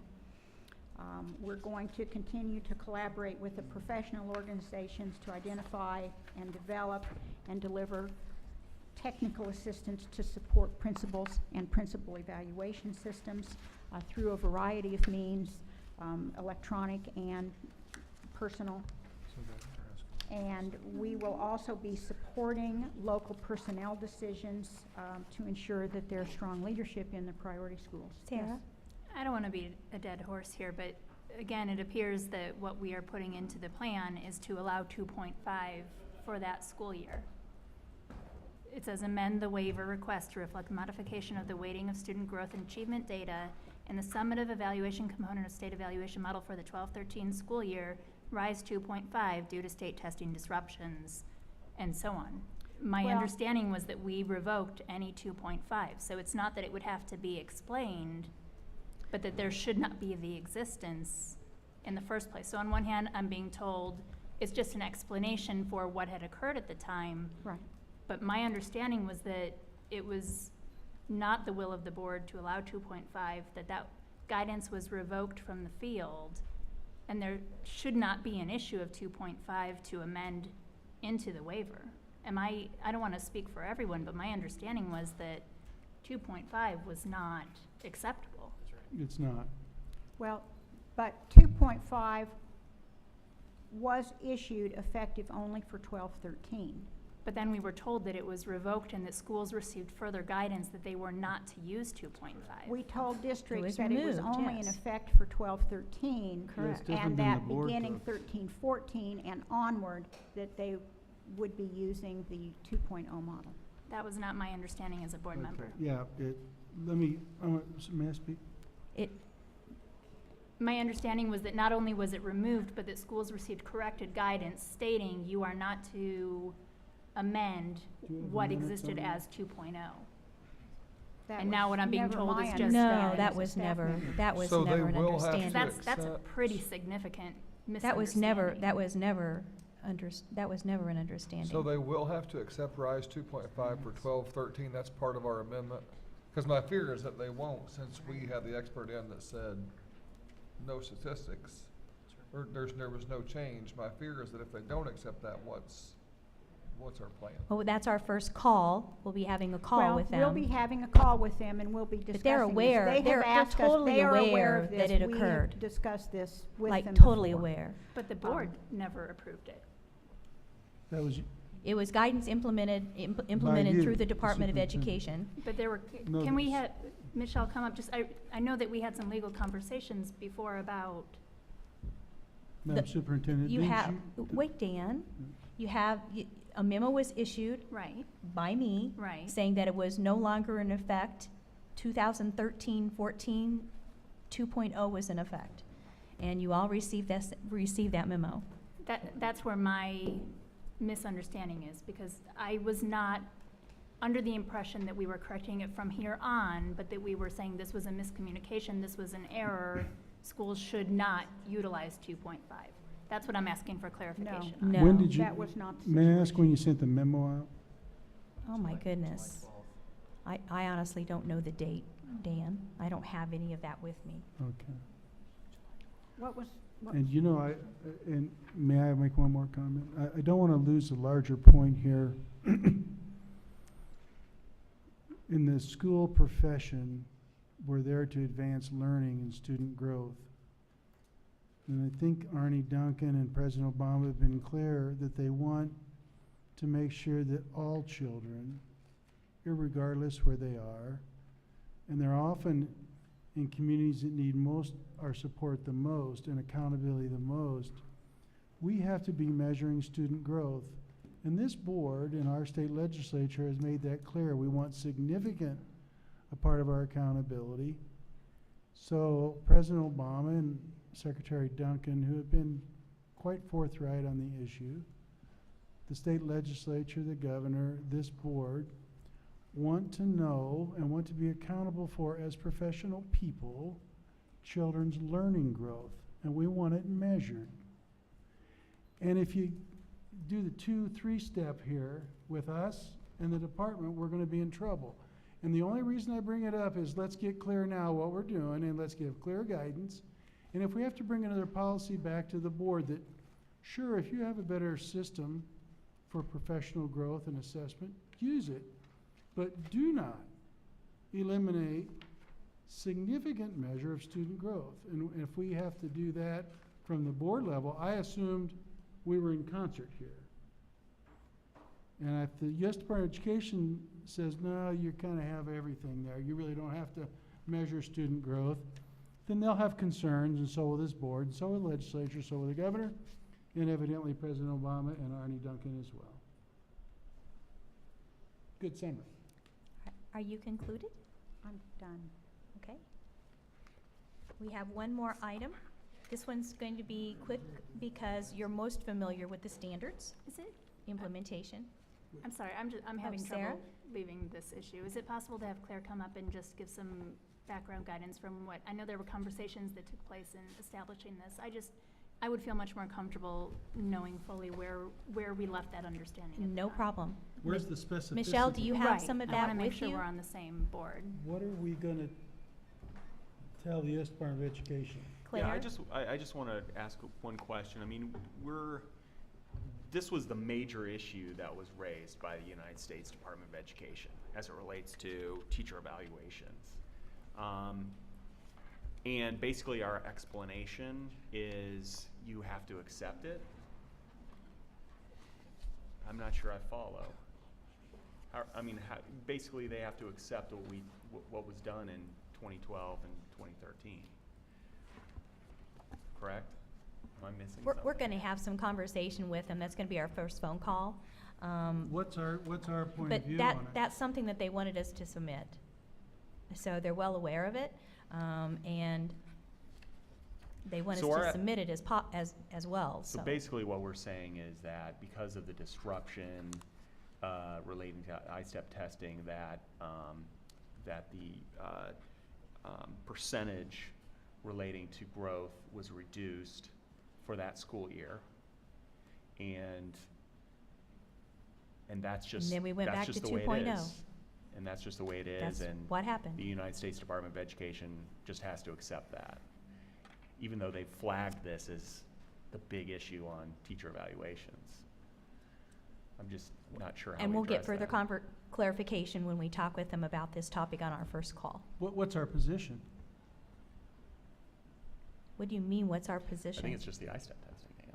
I mean, it's already done. I mean, it was in 2012-13. We had the And ISTEP what's our disruptions position going then. forward? We have 2.0 in effect. And so we're giving guidance to the field now. Significant means 50% or more. Yes, We are? we have been all year. But I thought we said we don't do that. Huh? That's not happening. 2.0 is in effect all year. It has been. I sent the understand memo why out. they're confused. Claire, help us out. I sent the memo out. Yeah, so the RISE 2.5 was issued July 12th, and there was a board meeting on July 19th, and that was when a presentation was made by Assistant Superintendent Risa Renee, and for the August 9th meeting, I think that was the right date, the board asked me to meet with the department to understand why it was issued without discussion by the board or approval by the board. And then at the October meeting, following a legal memo submitted to the board asked for it to be on the agenda, and it was finally on the November agenda, and the board did officially recall it for 12-13. And the rationale for that was because the Dr. Hill report had come out and showed that the scores actually went up, and there was no statistically significant impact on the scores, which was one of the two rationales provided for that. So it is also my understanding, but I'll have to go back to the meeting minutes and find it, that the board officially recalled that for the 12-13 school year.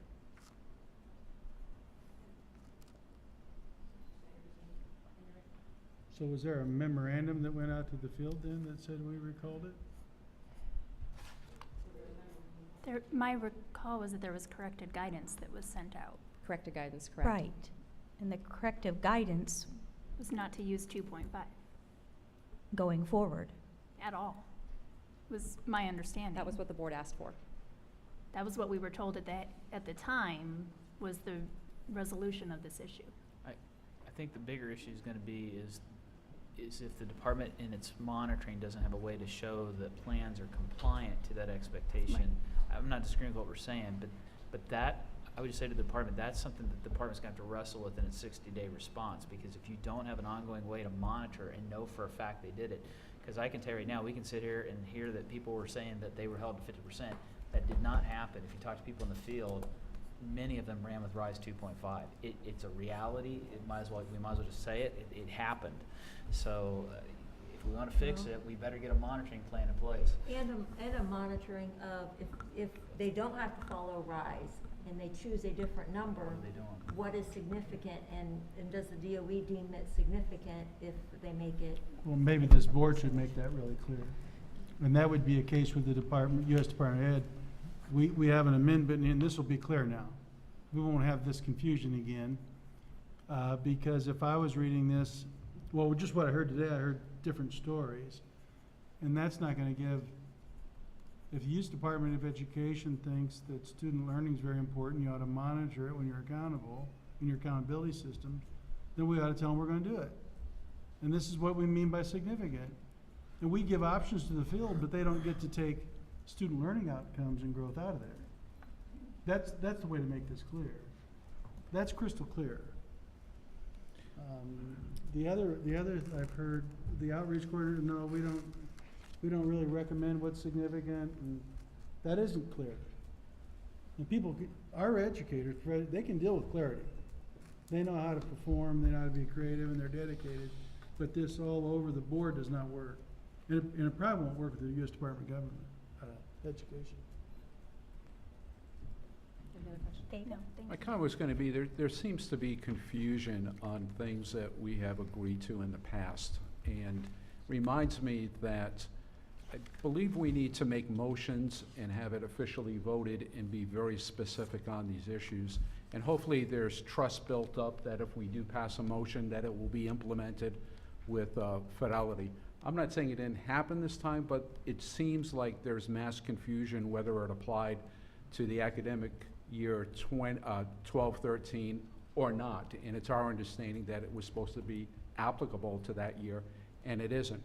The other comment I have is there's been some notion that the law says that you can either use RISE 2.0 or not. Is that correct? They can use any other system that they want, The law says that they can use a state model, right? which is RISE 2.0. Okay, They can use TAP. okay, They can use PARS. right. Or they can have a locally developed model as long as it meets the parameters outlined in the law. So could they use RISE 2.5 as a locally developed model? They can use the state model. 2.0. They could use 2.0 or their locally developed model. Could the locally developed model be RISE 2.5? They also have the right to modify the state model. So again, could they use RISE 2.5? They should not, because it wouldn't comply with the law. May I ask a question Right. about But- significant? They have the They- right to modify the state model as well. But they could.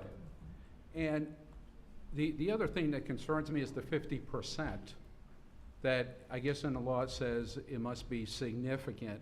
And I think it's incumbent upon us to really define what significant is. We've talked about this several times at this meeting. If it's 50% or more, then it's incumbent upon us, I believe, to define that. If the law has not defined it, maybe through rulemaking or some other process. In any case, I think we need to define that. Let's say a district says 1%. Sounds like the law allows for that, but is that what we really want? And so I think we need to define some of these things, that we're assuming things are happening out in the field, but they're really not. And so sharing information back about what is happening would be really important. And maybe that's the first step. Get some good information, and I think our assistant superintendent be very willing to provide that information in cooperation with our superintendent. But until we get this information and see what's going on, it's very difficult. I'm sure the schools would want us to define what significant means too.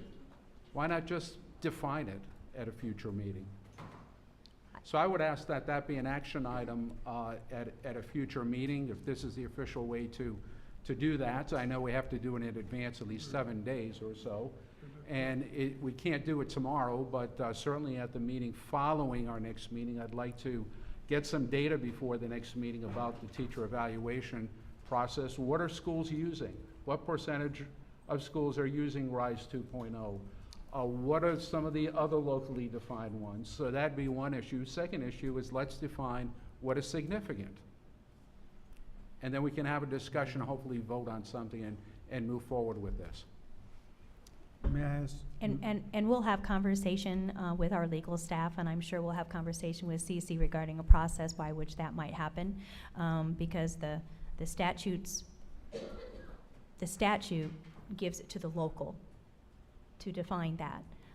So I don't know that we have the statutory authority, Okay, so sure, to speak. sure. So we'll have legal counsel, and we'll have that conversation. May I ask a very brief question?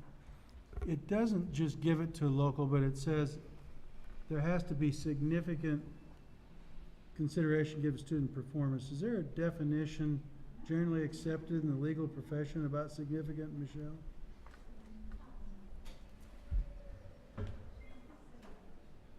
Michelle? There isn't a general definition for significantly inform. James Betley provided a memo last October that kind of goes through the legal analysis of what that means. I would think that perhaps through the administrative regulation that is there in order to provide additional definition to statutes, that might be a means for providing clarification about what significantly informed means. Thank you, Michelle. Okay, we're ready to begin our last part on Principle 1, College and Career Ready Expectations for All Students. I think we have Amy, and it's on page 10. And before we get started, you know, based on the conversations that have happened, it's my understanding that the United States Department of Education is maybe, I don't know what the terminology would be, but more than comfortable with the new standards that we have adopted. Is that a fair assessment? That they are what?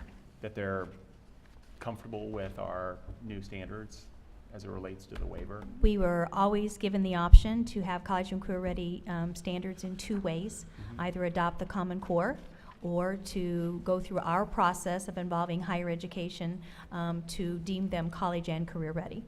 We chose the second path, and so we are ready to submit, Teresa Lubbers and I are ready to submit our letter as part of what we're doing here to show them that we have adopted our own college and career ready standards. And you could adopt them two ways. You had to have college and career ready standards as part of the waiver. When we wrote in the waiver that we were doing Common Core, and that's what's in the waiver that we're implementing, automatically it triggered that there was going to be amendments. So this is one of those amendments that we need to submit, and then we have to have an entire implementation process, just like we had an implementation process for Common Core. We have to have an implementation process and monitoring process for our new standards. I guess the point I'm trying to make is that, is it safe to say that the federal government's least concern of the issues that have been raised here would be our standards? Is that safe to say? I would say that the monitoring and technical assistance that we provide in each of these areas is what it is that they're wanting to see plans for.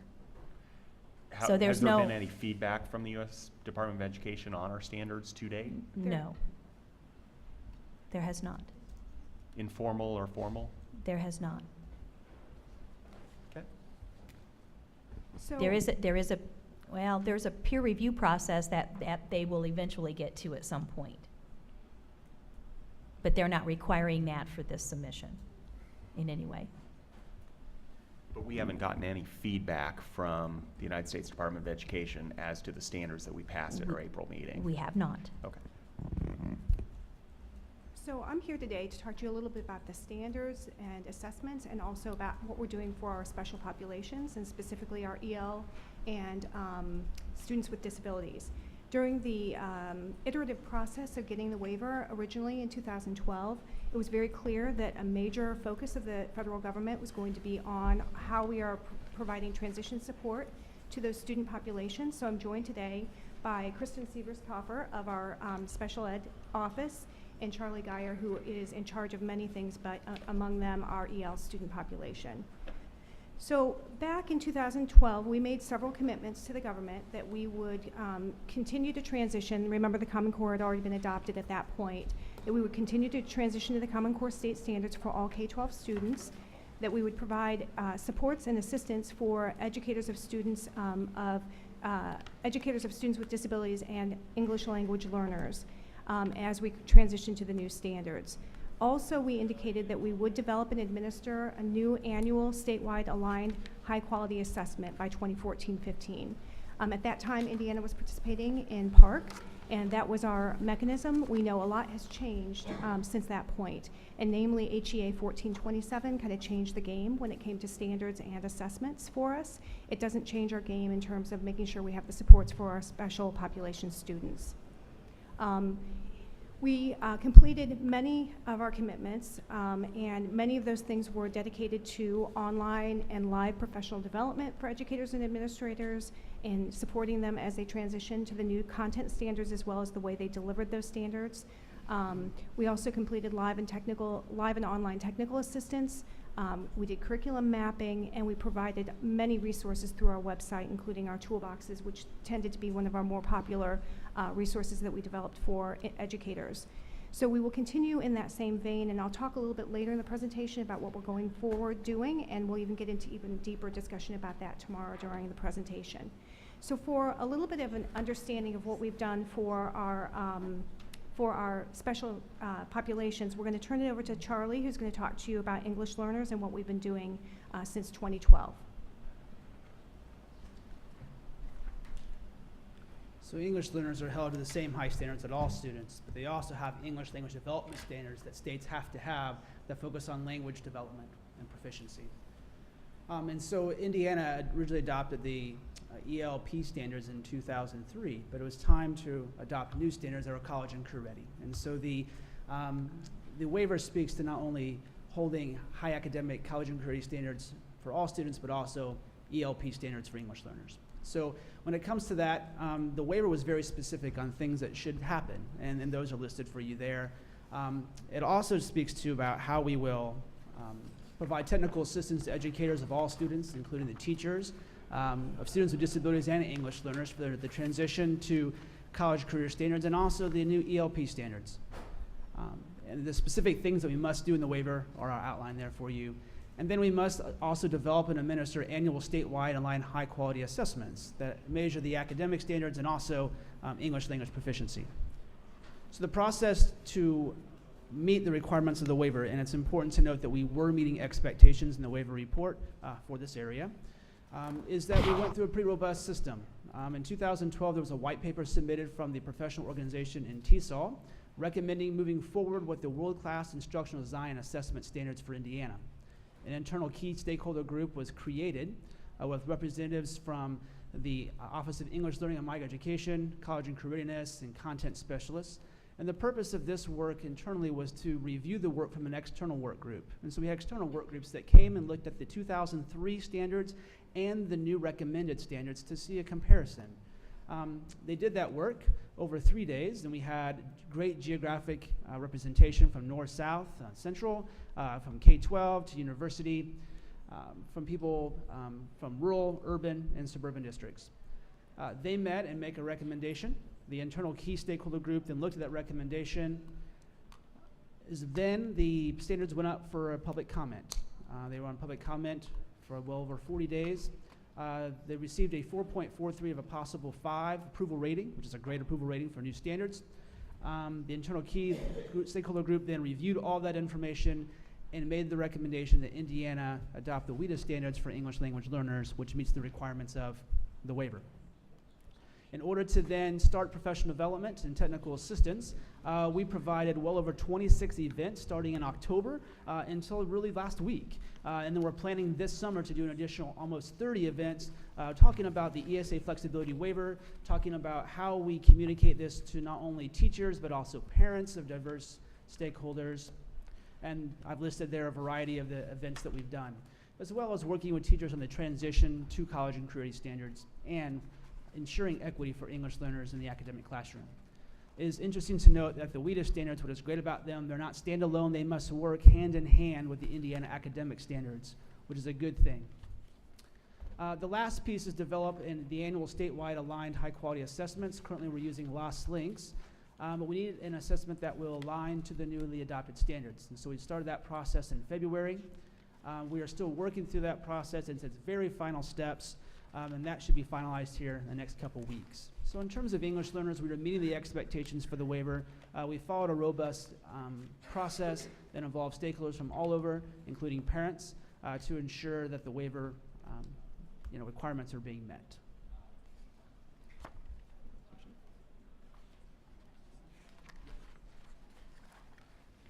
For special education, oh, and by the way, on my slide, I added the page number of where it is in the waiver for my reference and for yours if you'd like to look at that.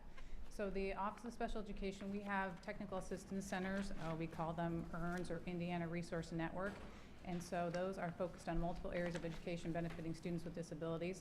3 of the centers were able to incorporate into their current efforts training and professional development that will support and prepare teachers to educate students with disabilities to Common Core. Again, these are things that were promised originally. Also, we said we would develop a guidance document for LEAs that addresses how to select, administer, and evaluate the use of accommodations for instruction and assessment of students with disabilities. We said that we would ensure that students who take the alternate assessment are being transitioned to college and career readiness, that we would address the needs of students participating in Indiana's modified assessment, IMAST, by providing the RTI model for supporting all students in high-quality Tier 1 instruction. We would also, for students that participate in the alternate assessment, we would provide guidance on how to assess and align grade level content for students with the most significant cognitive disabilities and identify instructional activities and supports that relate to the Common Core state standards for this population of students, embedding communication, motor, and social skills into the curriculum. We also joined, as Amy mentioned, we were with PARC for the general assessment. For the alternate assessment, we are involved with NCSIC, the National Center and State Collaborative. And not only do they work to create a new assessment, but also the professional development and curriculum. If anybody would choose, you wouldn't have to use that. That would help in that transition. And then we also work with parent advocacy groups, InSource and ARC, but InSource primarily because they're one of our Indiana resource networks. We worked with a resource center, the Effective Evaluation Resource Center, those 2 groups together, and some others to develop guidance for districts regarding the change in assessment options. So some of the things that we were able to do is, well, and I've mentioned this one in 2 places, so I'm sorry to be repetitive, but I mentioned that the NCSIC grant because of, in one place, that again, we work with them for the new assessment, new alternate assessment, but also because they do provide the PD for curriculum and instruction. So that's why that one's on there twice. So things that we have done. Of our Indiana resource networks, we've created a new EARN, as we call it, Project Success, specifically created to assist teachers with students with the most significant cognitive disabilities in the transition to college and career readiness standards and to the new alternate assessment. So they have 2 parts to their what their mission is. Additionally, we did create the document that is an assessment resource guide and toolkit, participation decisions, and use of accommodations for students with disabilities. This slide, I believe, will come up again. Not only does it have information about accommodations, but also guidance for parents about what each assessment involves and the fact that we won't have IMAST anymore next year. We've also provided transition to college and career readiness, ongoing technical assistance and professional developments through our EARNs. Some of them are the Indiana Secondary Transition Resource Center, Indiana IEP Resource Center, and again, Project Success. We have also worked with the Office of Student Assessment and InSource, our parent group as well, to create a series of webinars talking about the transition away from the IMAST or modified assessment. One of them specifically was with InSource, the parent group. We have 3 of them that are completed already, and 2 more are coming, and I'll get to that later with our to-do steps. Also, Project Success provides, again, professional development and technical assistance on a variety of levels, but one of them is using the materials from NCSIC that help with the alternate assessment, and they will do their TA and PD in a variety of methods, whether it's on-site or electronically, or webinars, so forth. And again, same thing. And I mentioned that one again once because of the accommodation part and because of the new assessment part. We are also part of a pilot for this new alternate assessment. And so currently, right now, English language arts and math are being piloted. And then in the fall, the writing portion will be piloted.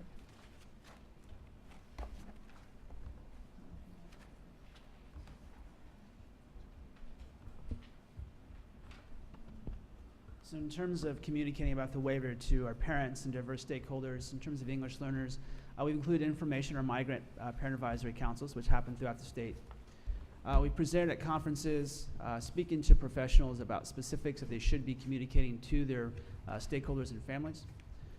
We provided direct PD to the NTSO leadership group, which is a fabulous group of around 40 EL administrators that come together about every 6 weeks.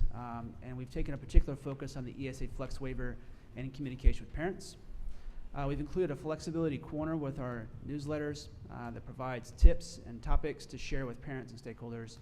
And we have some parent stakeholder groups that will begin in the fall of 2014. As we know, there will be amendments and things that will be to be communicated. And so we'll begin that work this fall.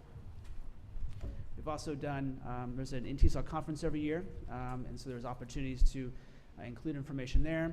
And also we did Title I presentations to all the regions, really throughout the fall, and included this as some of the main talking points.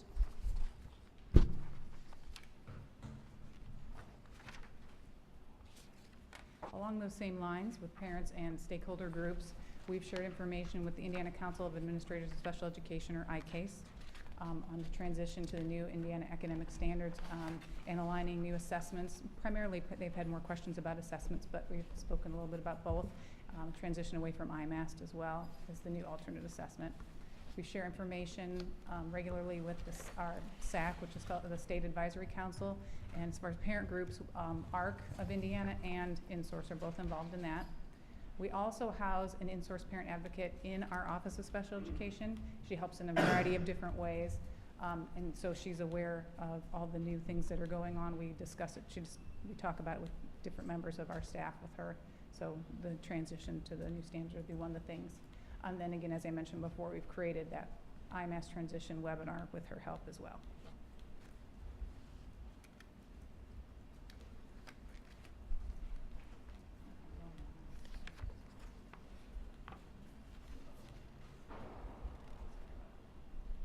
So we also wanted to share a little bit about the next steps and not getting too deeply into some of them because we'll be reporting tomorrow on some of the standards transition work. But in terms of next steps for standards monitoring, our Office of Accreditation currently collects principal and superintendent assurances. This is one of the legal standards that locally developed curriculum and instruction is aligned to the new standards. So we will be continuing along those lines. We also are developing a cross-department team to support and monitor statewide implementation of the new standards with a focus on differentiated LEA implementation needs. A lot of that work is being done through the Office of Outreach. We will be doing that through our program office as well because we've launched that needs assessment survey tool that gives us really good feedback from the field on what they need in support of transitioning into the new standards. We may even issue new needs assessments, surveys to them in the future. So we'll be better able and in tune with what they're needing and going forward with the monitoring. I'm going the wrong way. In terms of implementing the new Indiana academic standards, we've talked about this during the presentation during the last state board meeting, or the one before that, I guess it was in March.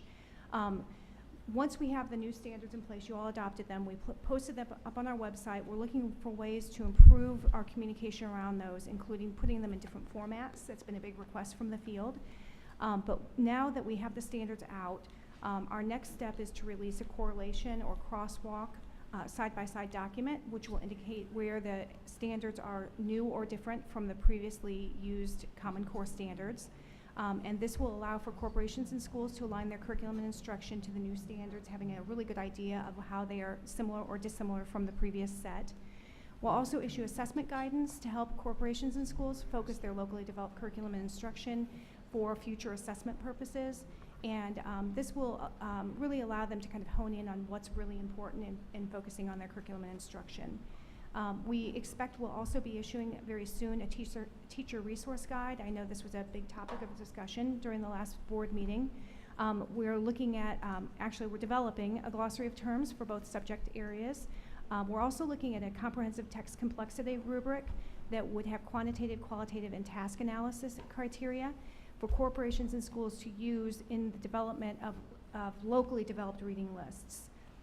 Finally, we're also looking at launching online communities of practice. We talked about that in March, and that would allow for creation of kind of a peer-to-peer network of support sharing between teachers of the same subjects or grades, and they would be able to share best practices and tips on how to align their locally developed curriculum to the new standards.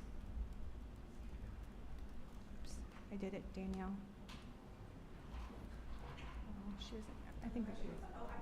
Can you push that button to get that? I'm sorry, I pushed the wrong button. Only a couple more slides, I promise. Thank you. Going the wrong way again. Okay, so one of our big pushes this summer is that we have a series of live professional development opportunities of our Summer of E-Learning as well as WIDA conferences. And so we've been working on our presentation, sending out our best team to go out and really talk about the new standards, raise awareness where there may be lacking awareness, and also provide supports and preliminary information about the standards to these audiences. And that, again, the Summer of E-Learning audiences capture about 10% of our educators across the state. In terms of assessment, I know that Michelle's been presenting to you, and there's also the new subcommittee on assessment. These are items that are going to be our next steps and should not be a surprise based on previous conversations.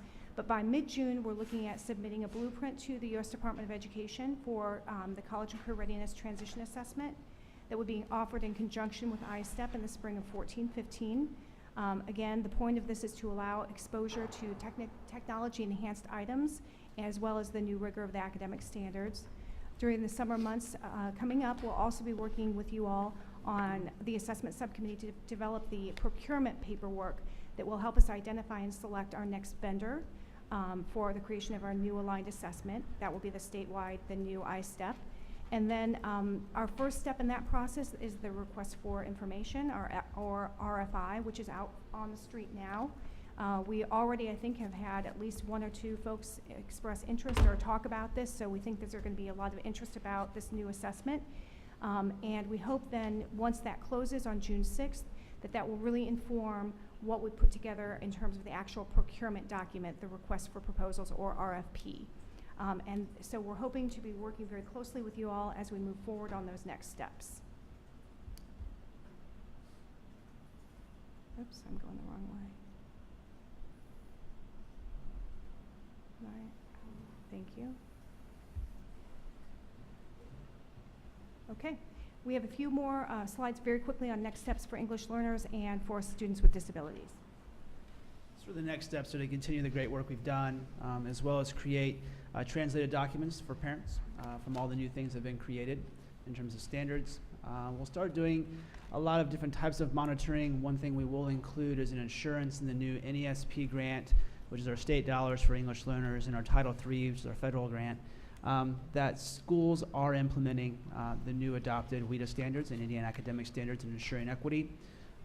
We will also provide a train-the-trainer workshop that will begin so we can hire regional experts that will be able to go out into the field and continue providing great technical assistance. There's some other things listed there, but most of it is continuing the great work we're doing and providing additional documentation.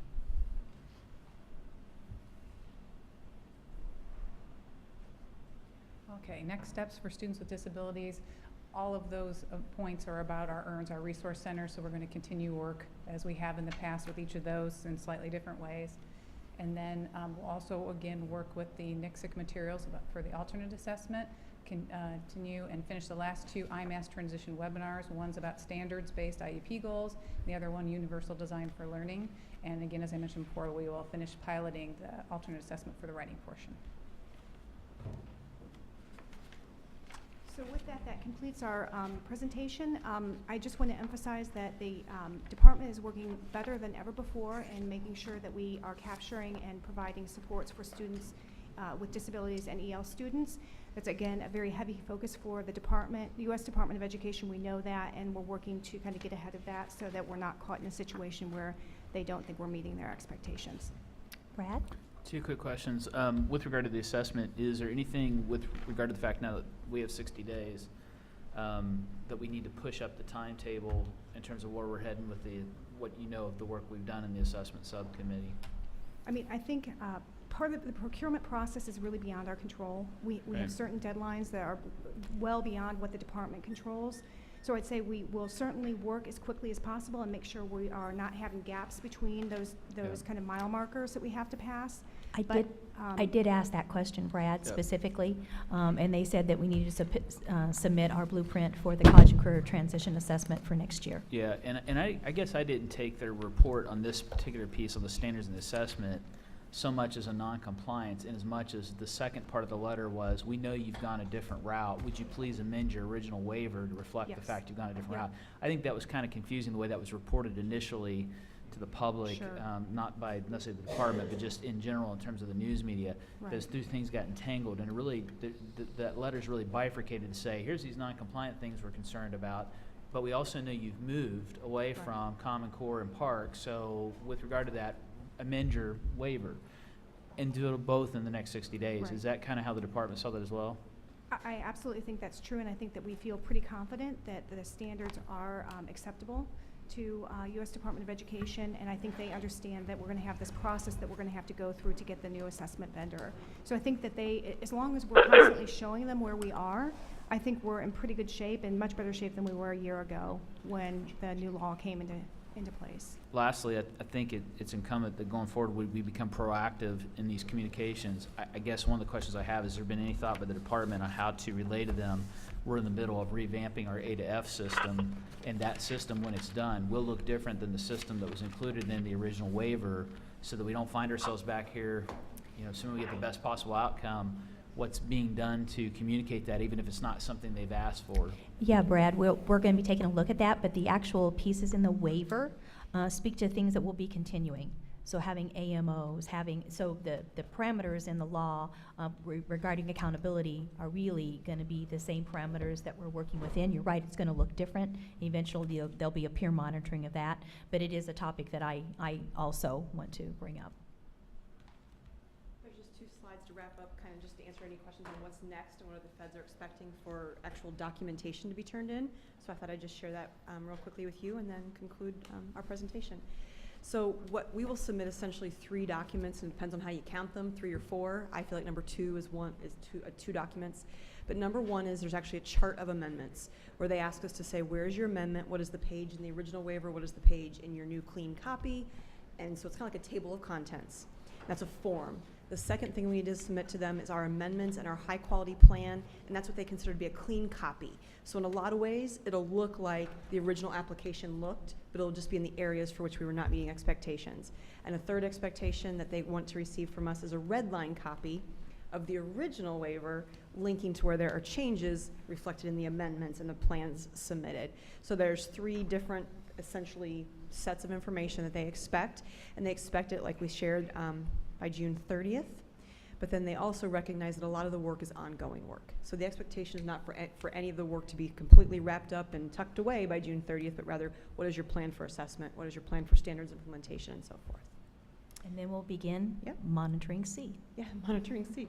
Thank you. I have a question when you get a chance. Oh, go ahead, Tony. We're glad you're still there.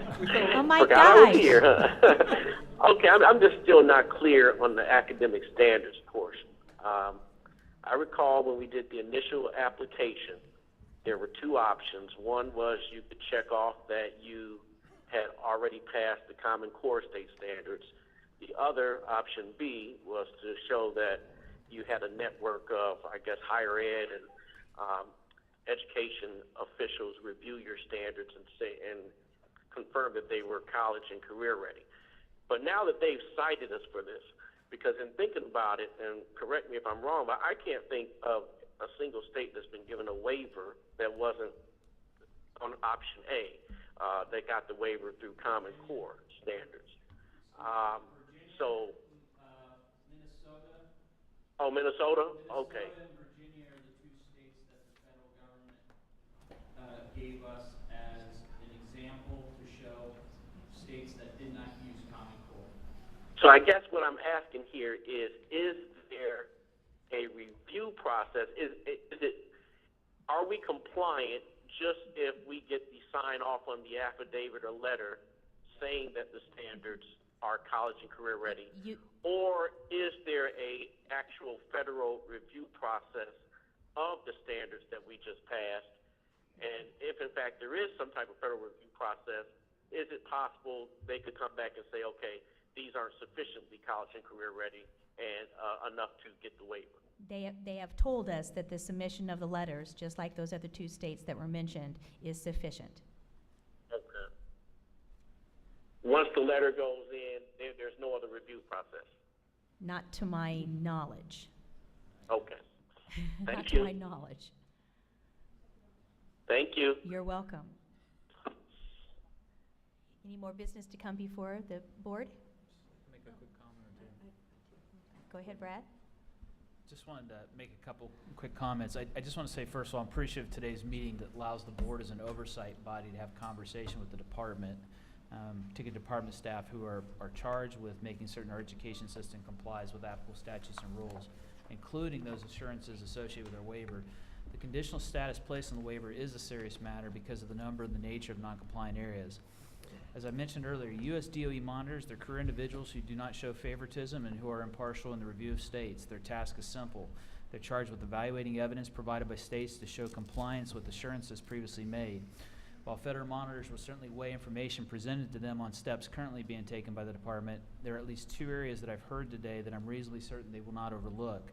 One is that Indiana has not monitored focused or priority schools for a full calendar year. Second, Indiana has not reviewed and effectively monitored teacher and principal evaluation system. As my colleague Dr. Freitas pointed out, the board's an oversight body, and the questions asked today by the board are appropriate, and they're intended to help the department uncover the conditions and the factors that has resulted in Indiana being the only state to have a conditional status placed on its federal waiver.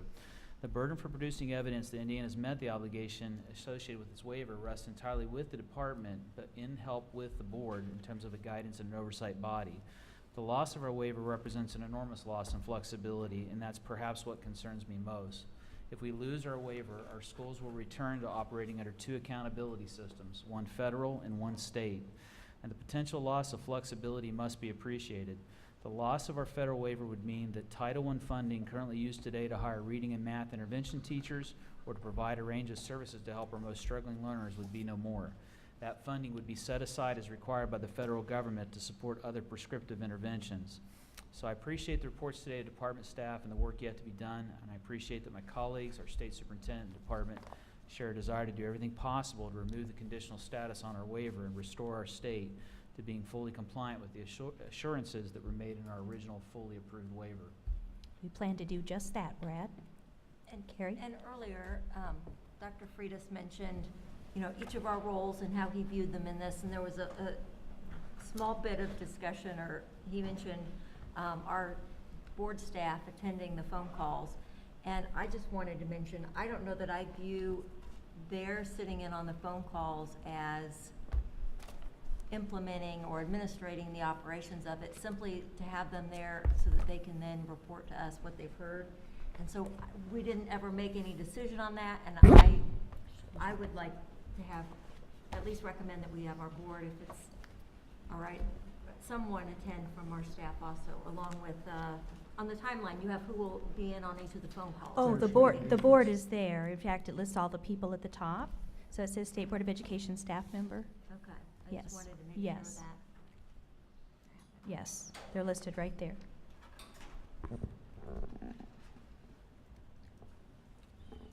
Any more business to come before the board? Just with respect to the agenda in June, that'll be before the 60-day period is Correct. completed. What kind of updates and discussion will we be expected to have at that meeting? Well, I guess we'll see where we are at the status at that point as to whether we need a special meeting or whether we can do it within a regular board meeting. So we'll just have to kind of play that by ear for right now to just see where the progress is, if that's okay. All right, Troy. I think you mentioned earlier, giving us weekly reports of the calls. I really think that would be appropriate so that we could monitor as we go through. In the Friday updates. Yes, and so that way that we have that information as a bulleted item, as suggested. I think that would be clear and transparent for all of us to help in our decision making. Any more business to come before the board? May I have a Move we motion to adjourn. second? Second. All those in favor say aye. Aye. This meeting is adjourned. How many hours?